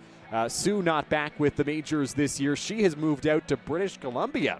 So wishing Sue all the best in her next chapter, a fixture of Majors baseball here at the Forks of the Thames. And we hope she's doing well on the West Coast. And also wanted to send our condolences to the Fuller family. Randy Fuller, who was a volunteer down the third base concession for the Majors for a number of years. Always a friendly face, always had a smile down there. Wanted to send our best to the Fuller family and offer our condolences on Randy's passing as we get set here for the bottom of the 7th inning. Justin, it's a brand new ball game. We're tied at 2-2. It is indeed. We almost knew it was going to start happening. We mentioned just how tight these teams have really been so far. Competitively, they've been on a very similar pace throughout the course of the ball game. Obviously, the Majors were able to capitalize on a couple of those runs pretty early, but you almost knew it was going to happen at some point, that the Baycats were going to turn things on and start pushing momentum back in their favor. And again, the score really outlines just how evenly matched these teams have been so far. Michael Escato in the batter's box takes a strike there. It is 0-2. Juan Mejia out there on the mound for the Barrie Baycats. Long look in, gets the sign he wants, and delivers. Escato gets a piece, stays alive. Should mention as well, Barry Wells, the founding member of the Friends of Labatt Park, a guy who put a lot of work into the Majors Alumni Association, into this ballpark, and getting it named a heritage site. He passed this offseason as well, so sending our best to the Wells family. Barry, a guy who is passionate about London Majors baseball and Labatt Park. 0-2 count, here's the pitch on its way. Escato takes a breaking ball that just dekes around the plate. Ball 1. Glad you're mentioning everyone in this inning. Obviously, there's a lot of history at this ballpark, a lot of history with this team, and so many incredible personalities both on and off the field. And it really just shows just how much of a family everyone is here at Labatt with the London Majors. 1-2, here's the pitch. Called strike 3. Escato down looking once again. And that'll be the first out of the bottom of the 7th inning. Third strikeout for Escato here. Just having a tough time figuring out where the ball is in the zone, trying to barrel it up, but just not able to so far. Again, very early in the season. We've talked about those exhibition games, but at the end of the day, compared to spring training at the major league level, only a handful of exhibition games, so it's sometimes still a bit tougher to actually have those live at-bats with a pitcher from the other squad, not having that inside depth there in terms of what they're going to be doing, and just takes a little bit to get going sometimes. 1-0 count here on Roberto Caro after he took ball 1 there on that last offering. Mejia into the windup, the pitch. Caro swings and misses. It's 1-1. Caro back on base in the first. Was the first run for the majors to kick off the season. All the way back in the first inning. Caro in the air, fouled off. 1-2. But what a ball game so far. I'm glad that we have a very competitive matchup for the home opener for the majors here. Love to see it. As much fun as a good blowout can be sometimes, I think these more evenly matched ones, for especially all of us baseball heads, are a lot more entertaining at the end of the day. Swing and a miss, strike 3. Caro down on strikes for the second out of the bottom of the 7th inning, as that'll bring up Trent Lenahan with 2 away. Impressive couple innings so far here. Of the 5 outs, every single one has gone down via the strikeout. Wow, how about that? Well, the majors have just 1 hit since the first inning, Justin. I was just looking at that. That only hit was the triple for Bernie in the last inning. So it has been a real master class on the pitching side for the Baycats since the first, where Diolio homered and Joseph followed it up with a single. In fact, carrying it back to the tail end of Vasquez's outing, actually the last 3 innings have all gone down via strikeout. That one gets through the legs of Adam Ott over at third base. Lenahan rounds first. He ran it out as if it was a ground ball to third, because that's what it looked like. That'll be an error on Ott, and the majors have a 2-out base runner. That might just be the bit of life that the majors need here. Something can always happen when you have a runner on base. Man, like I was mentioning, in the 5th, all 3 batters went down via the strikeout. In the 6th, all 3 batters went down via the strikeout. And we've seen 2 strikeouts now here in the 7th as well. Eduardo Diolio will step into the batter's box. Had a 2-run home run back in the first inning. That is all the run scoring the majors have had in this game. Has a runner on. Pitch from Mejia. Diolio takes a strike. It's 0-1. Doesn't look like Diolio liked the call on that one. Definitely looked a bit low in the zone. But goes the pitcher's way here. 11 long balls last year for Diolio. 1 already this season. Pitch to him. Big swing. Wanted to make it 2. But he's behind 0-2. Yeah, very easy to see exactly what Diolio was wanting to do with that pitch. I could feel the breeze on that swing from up here.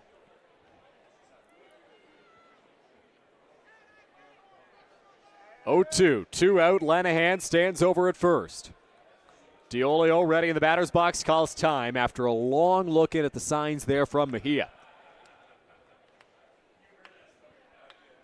Defense fairly straight up here. The right fielder Keys almost shifted maybe a bit more towards center, but nothing too major. 0-2 home. Diolio rips this one into left field. It's going to get down for a base hit. Lenahan pulls into second. So station to station they go as Diolio has his second hit of the ball game. Lenahan thought about going towards third, but got the stop sign, so he's over at second. 2 on, 2 out. Starling Joseph stepping into the batter's box. Has one of the 4 majors hits in this game. A single up the middle. That would likely score Lenahan if he's able to repeat that outcome here. What a welcome back to Labatt Memorial Park this could be if he's able to put this in play and edge the majors back on top of the Baycats in this one.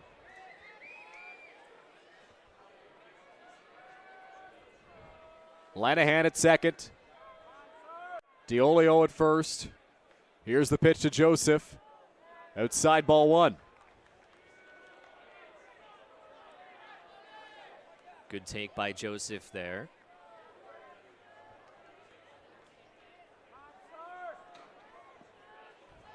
Mejia might be trying to work a bit away here. Might be a bit nervous of trying to drop a pitch on the inside part of the plate that Joseph could quickly turn on. 1-0 count. Pitch to Joseph. Swing and a miss. That one low and inside. If you're going to go inside, you got to go low enough, and they did.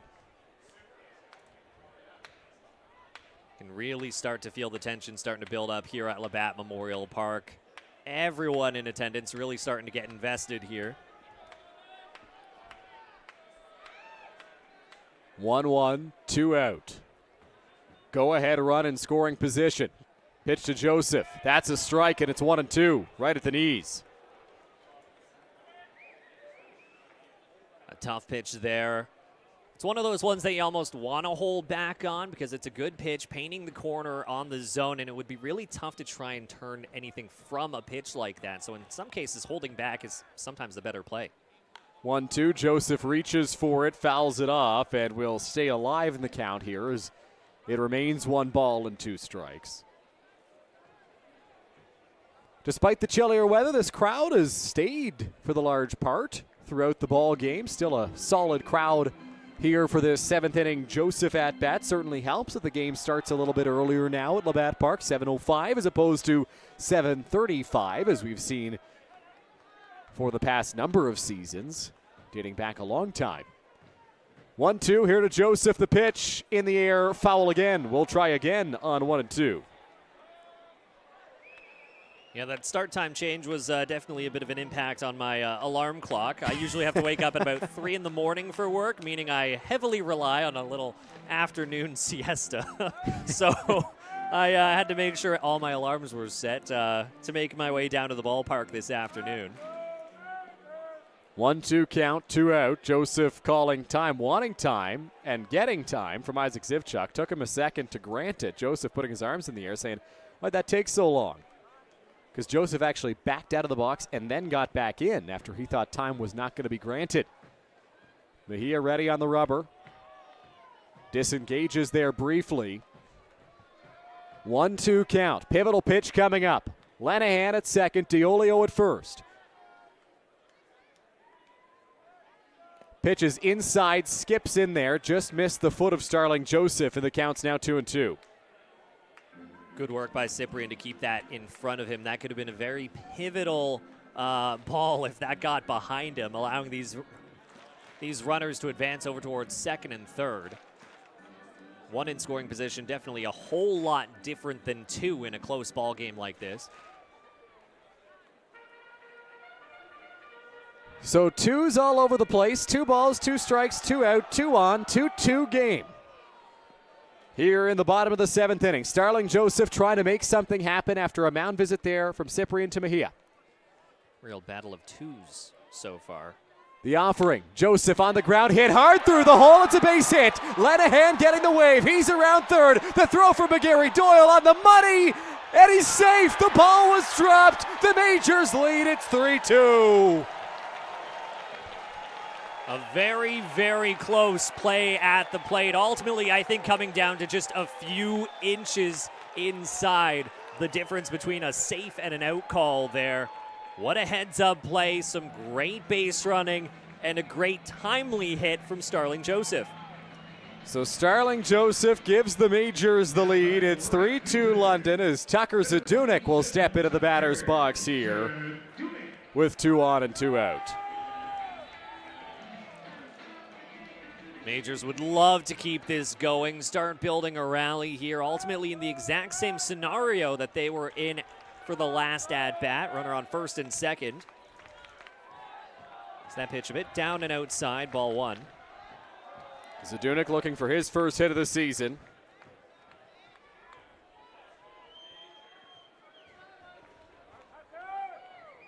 The 1-0, breaking ball, upstairs, 2-0.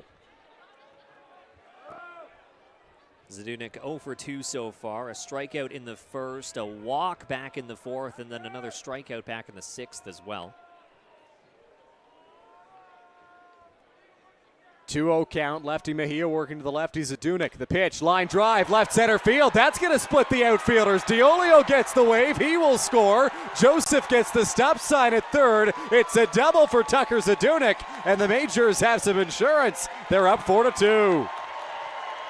Some timely hitting, some clutch work so far in this one. The Majors really starting to turn it on here in the later portion of this game. So Zadunik a clutch hit after Joseph had a clutch hit. The Baycats bullpen now starting to get active as we get a mound visit here for Barrie. Mejia was cruising for a while there, and then Lenihan got on base thanks to the 2-out error. And just as we saw in the Majors' defensive inning, a 2-out error proved costly. Well, same can be said for the Baycats here. You know, we've said it multiple times just how evenly matched these teams are. It's almost gotten shockingly even in terms of just how these plays are really going out here in this one. But wow, what a game so far, and a great effort from both teams no matter what at the end of the day. Majors just really turning it on here in the 7th.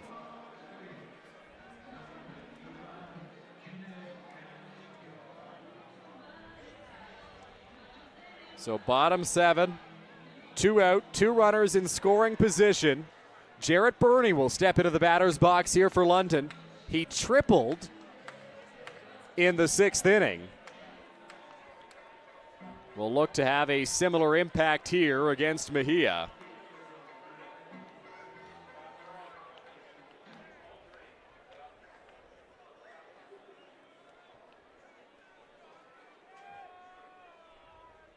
Here's the first pitch to Burney. Sails high for ball 1.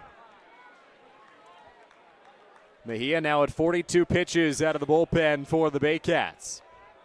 If my eyes are correct, that appears to be Braden Pakala warming up over in the Baycats bullpen there. 1-0, Burney in the air right field. After it, the second baseman Hernandez in shallow right. He makes the catch and the inning is over, but the Majors get those 2 runs right back. A couple of clutch hits, one from Starling Joseph, one from Tucker Zadunik, and the Majors lead by a score of 4-2, headed to the 8th inning. You're watching London Majors baseball live on Majors TV. Stand out this season with the Jersey Acrylic Trophy, starting at just $15.95. Fully customizable with your team's logo, colors, and player details, and double-sided for twice the impact. A custom plate can be attached to the base for personalized engraving on each trophy. Great for player recognition. Ideal for keeper awards, participation trophies, or end-of-season celebrations. Order yours today at Nuthers.com or call 1-800-265-1554. Smoke alarms expire after 10 years. Check the date and test your smoke alarm today. A working smoke alarm is a gift the whole family can enjoy. Follow us online at LDNONT Fire. Right at the corner of Warncliffe and Emery, Ellie's Pizzeria is your neighborhood spot for real, handcrafted pizza. Using locally sourced flour for their dough and fresh ingredients from local farms for incredible flavor in every bite. Stop in before 3 p.m. for a slice and a pop for just $5 or 2 for $9. Ellie's Pizzeria, made local, made right.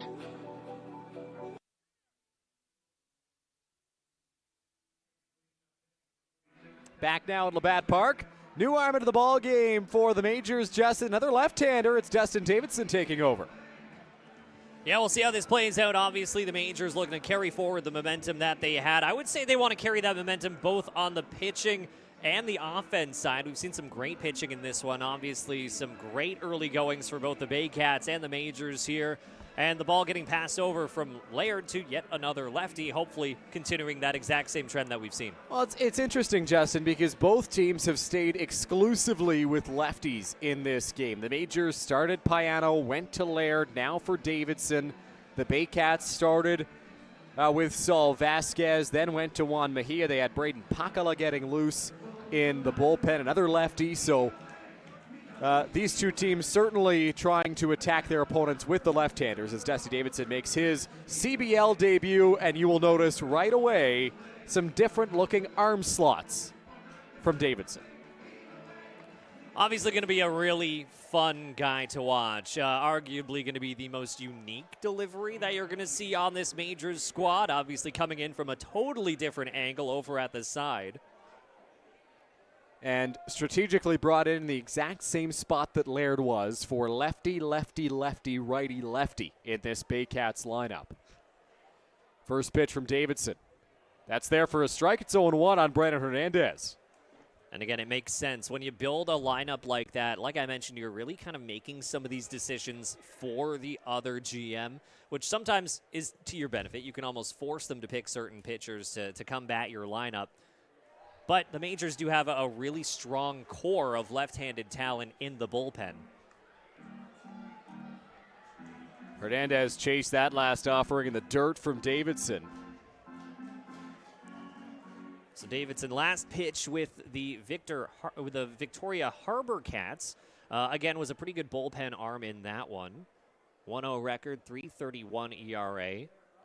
0-2 home, chopped foul by Hernandez. Davidson's not an overpowering guy, but is tough on left-handed hitters just because of his different arm slots, his good movement on his pitches. Pitched in one exhibition game in Chatham. Kept the righties off balance as well in that outing, so not just a lefty specialist out of that Majors bullpen.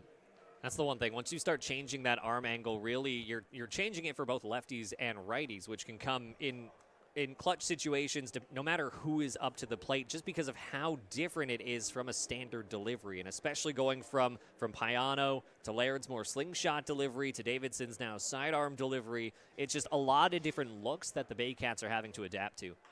Breaking ball off the end of the bat. Escato can't come up with it. It's through for a base hit for Brandon Hernandez. Not hit very hard, but a hit regardless. And Barrie's got a base runner to lead off the 8th inning.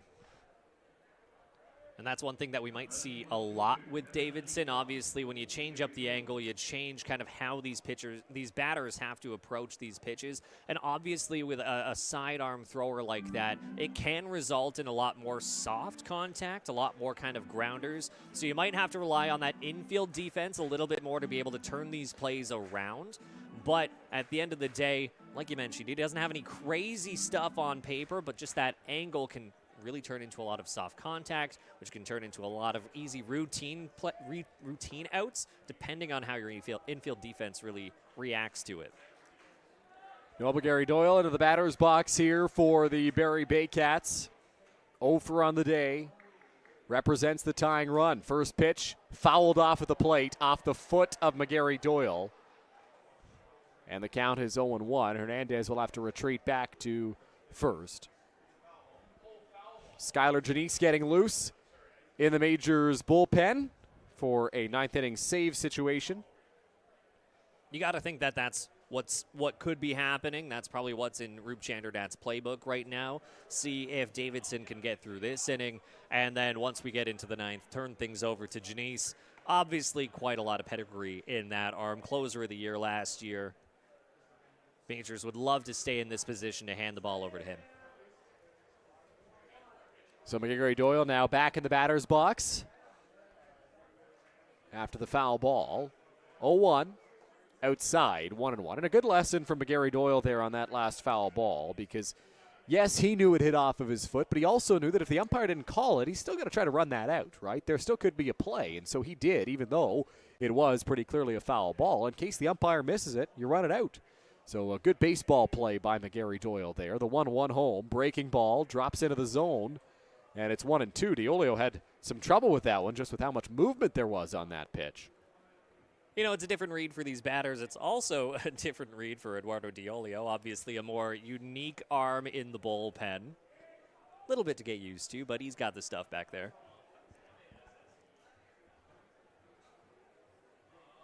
One, two. Outside, that one gets away from Diolio to the backstop. So a wild pitch will allow Hernandez to advance to second here and put a runner in scoring position for McGarry Doyle.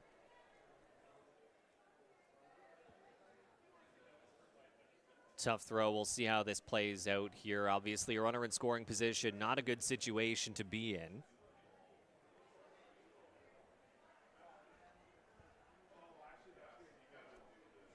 Two balls, two strikes. Runner over at second here for Barrie.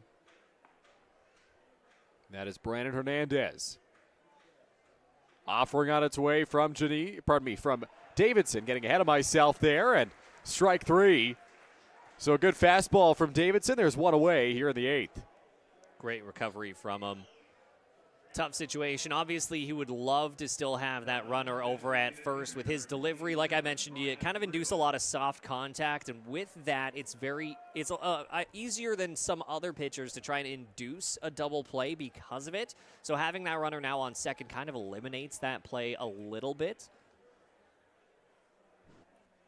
Ryan Rio into the batter's box here with one out in the 8th.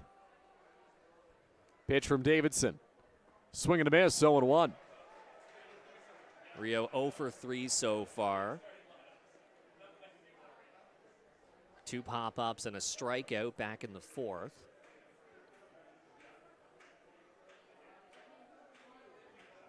Oh, 1 home. Swing and a miss, 0-2.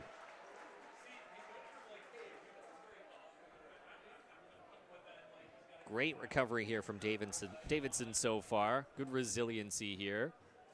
Major's also doing a good job of holding Hernandez over at second. 0-2, rolled over by Rio to first base. Lenahan gobbles it up, will take it to the bag himself. 3 unassisted on the ground out, and there's 2 away here in the 8th inning. And that's what you want. Again, in a different world, if Hernandez was still over on first, they might have thought about trying to turn 2 there. I think it was a little bit slow. I don't know if they would have been able to in that situation. I think they probably would have just gone for the lead runner in that case. But still, the Baycats one in scoring position. Hernandez able to get to third there. Majors manager Roop Chanadad heading out there for a mound visit with Dusty Davidson and his infield. 2 out in the inning. Francisco Hernandez into the batter's box. 0 for 3 on the day. Brandon Hernandez standing over at third base now after the ground out. Janice getting ready in that Majors bullpen.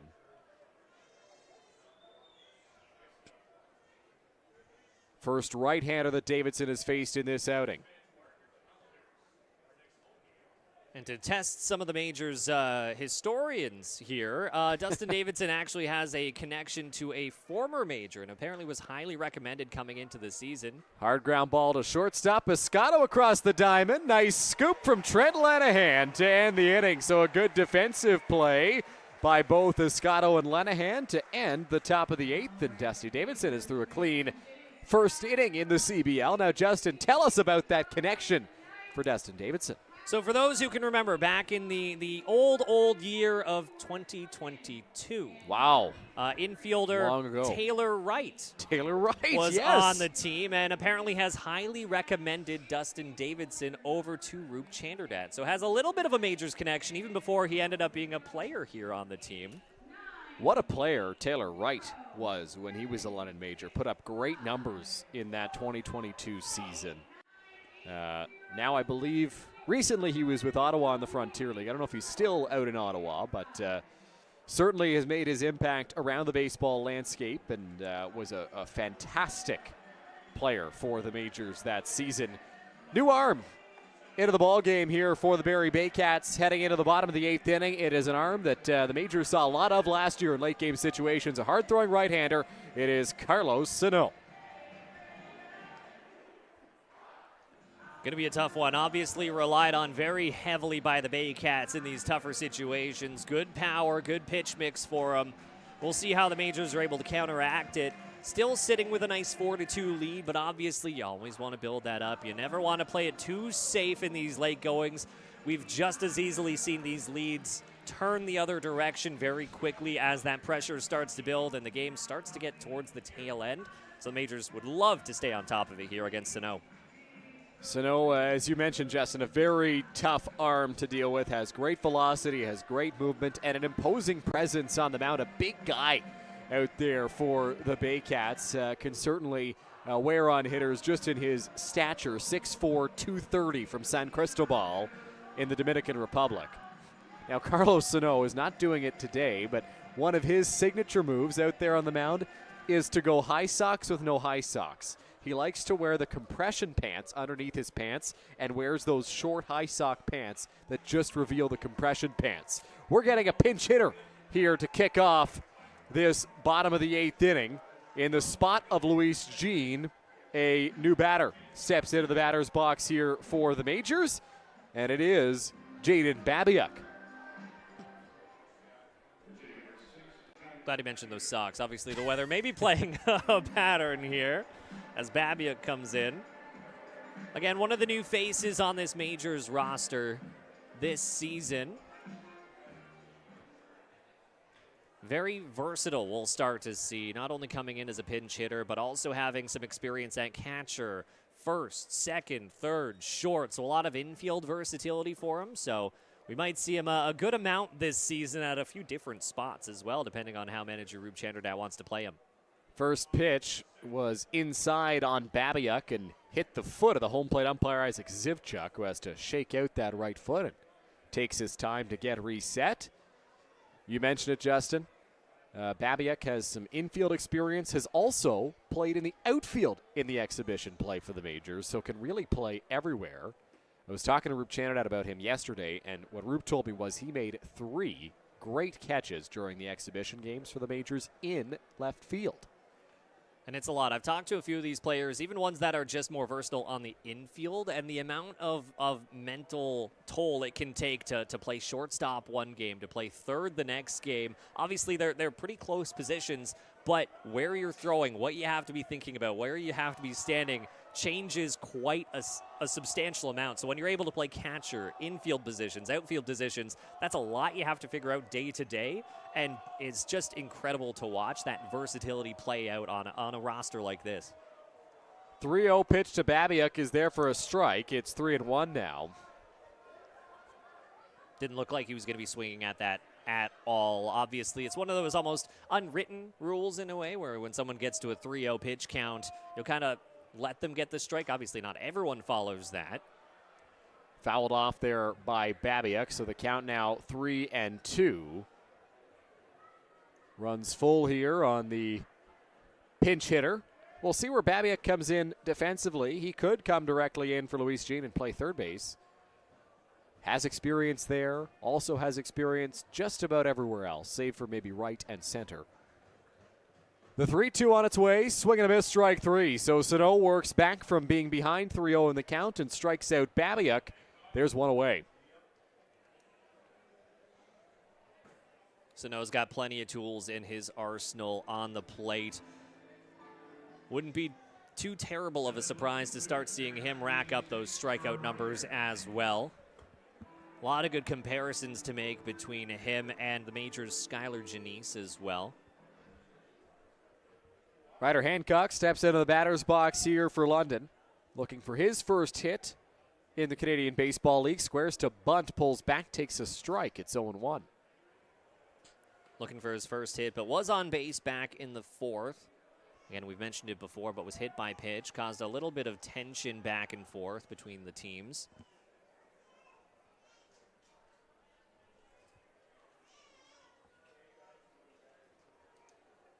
Oh, here's the offering. Hancock squares again, takes a strike again.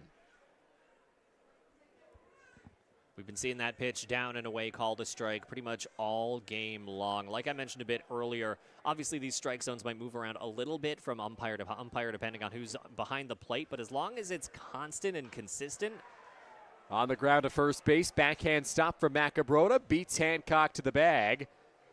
And that's the second out here of the bottom of the 8th inning. Pretty efficient so far here from Sano, doing exactly what he's been told to do, which is shut down this Majors squad as fast as possible, try and get those Barrie bats back into the batter's box as quick as possible to try and turn things around before this game comes to a close. Back to the top of the order here, Michael Escato into the batter's box, 0 for 3 in the ball game so far. First pitch to him from Sano is in there for a strike. It's 0-1. Again, thanks to everyone for joining us for the home opener for the London Majors this season. Incredibly happy to have you with us, whether you're watching on CBL TV or on Majors TV on YouTube as well. Ball is outside, 1-1 there on Escato. So it's a long weekend, May 2 for the Majors playing next on Sunday. That'll be against the Brantford Red Sox. 1-1, here's the pitch in the dirt. 2 balls and 1 strike here to Escato. Skylar Janice throwing in that Majors bullpen, appears ready to go for the 9th inning. League leader in saves last season. Looking for his first of the 2026 campaign. The 2-1 pitch. Low for ball 3. Great velocity from Sano right now. That one just a bit down out of the plate, but great velocity. Really, really good tool to have, especially when you can mix in a changeup, a slider, anything like that to get in these batters' heads. Anything to mix up the timing, and the faster your fastball is, the easier I find it is to then do the same in the opposite direction for your other pitches. Pitch is up and in on Escato. Look out, that's ball 4. So no shortage of velocity. So some oohs and ahs from the crowd as the fastball narrowly misses the head of Escato.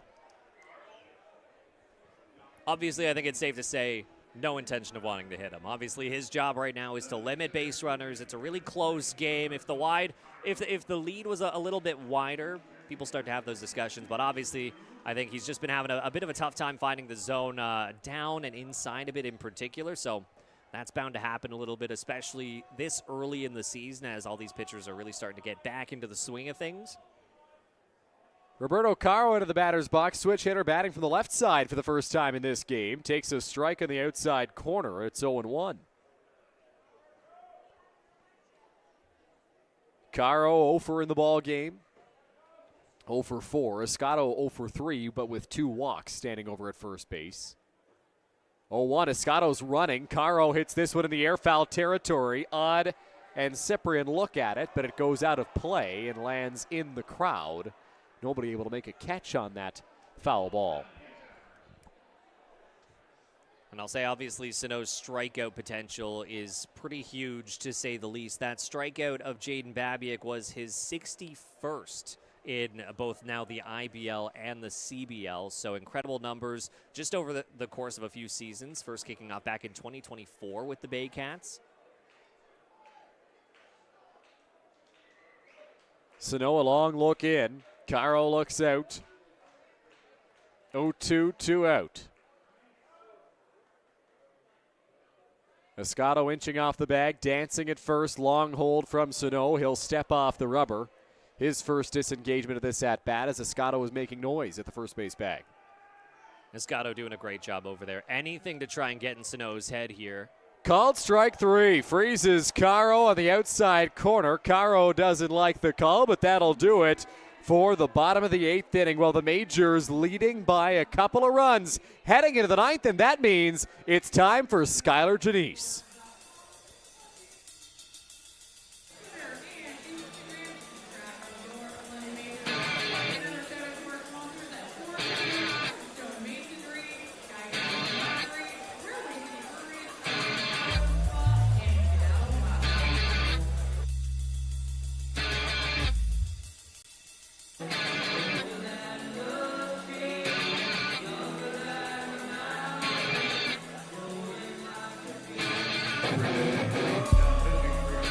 Well, no more intimidating walkout song than Country Roads to bring Skylar Janice into the ball game here.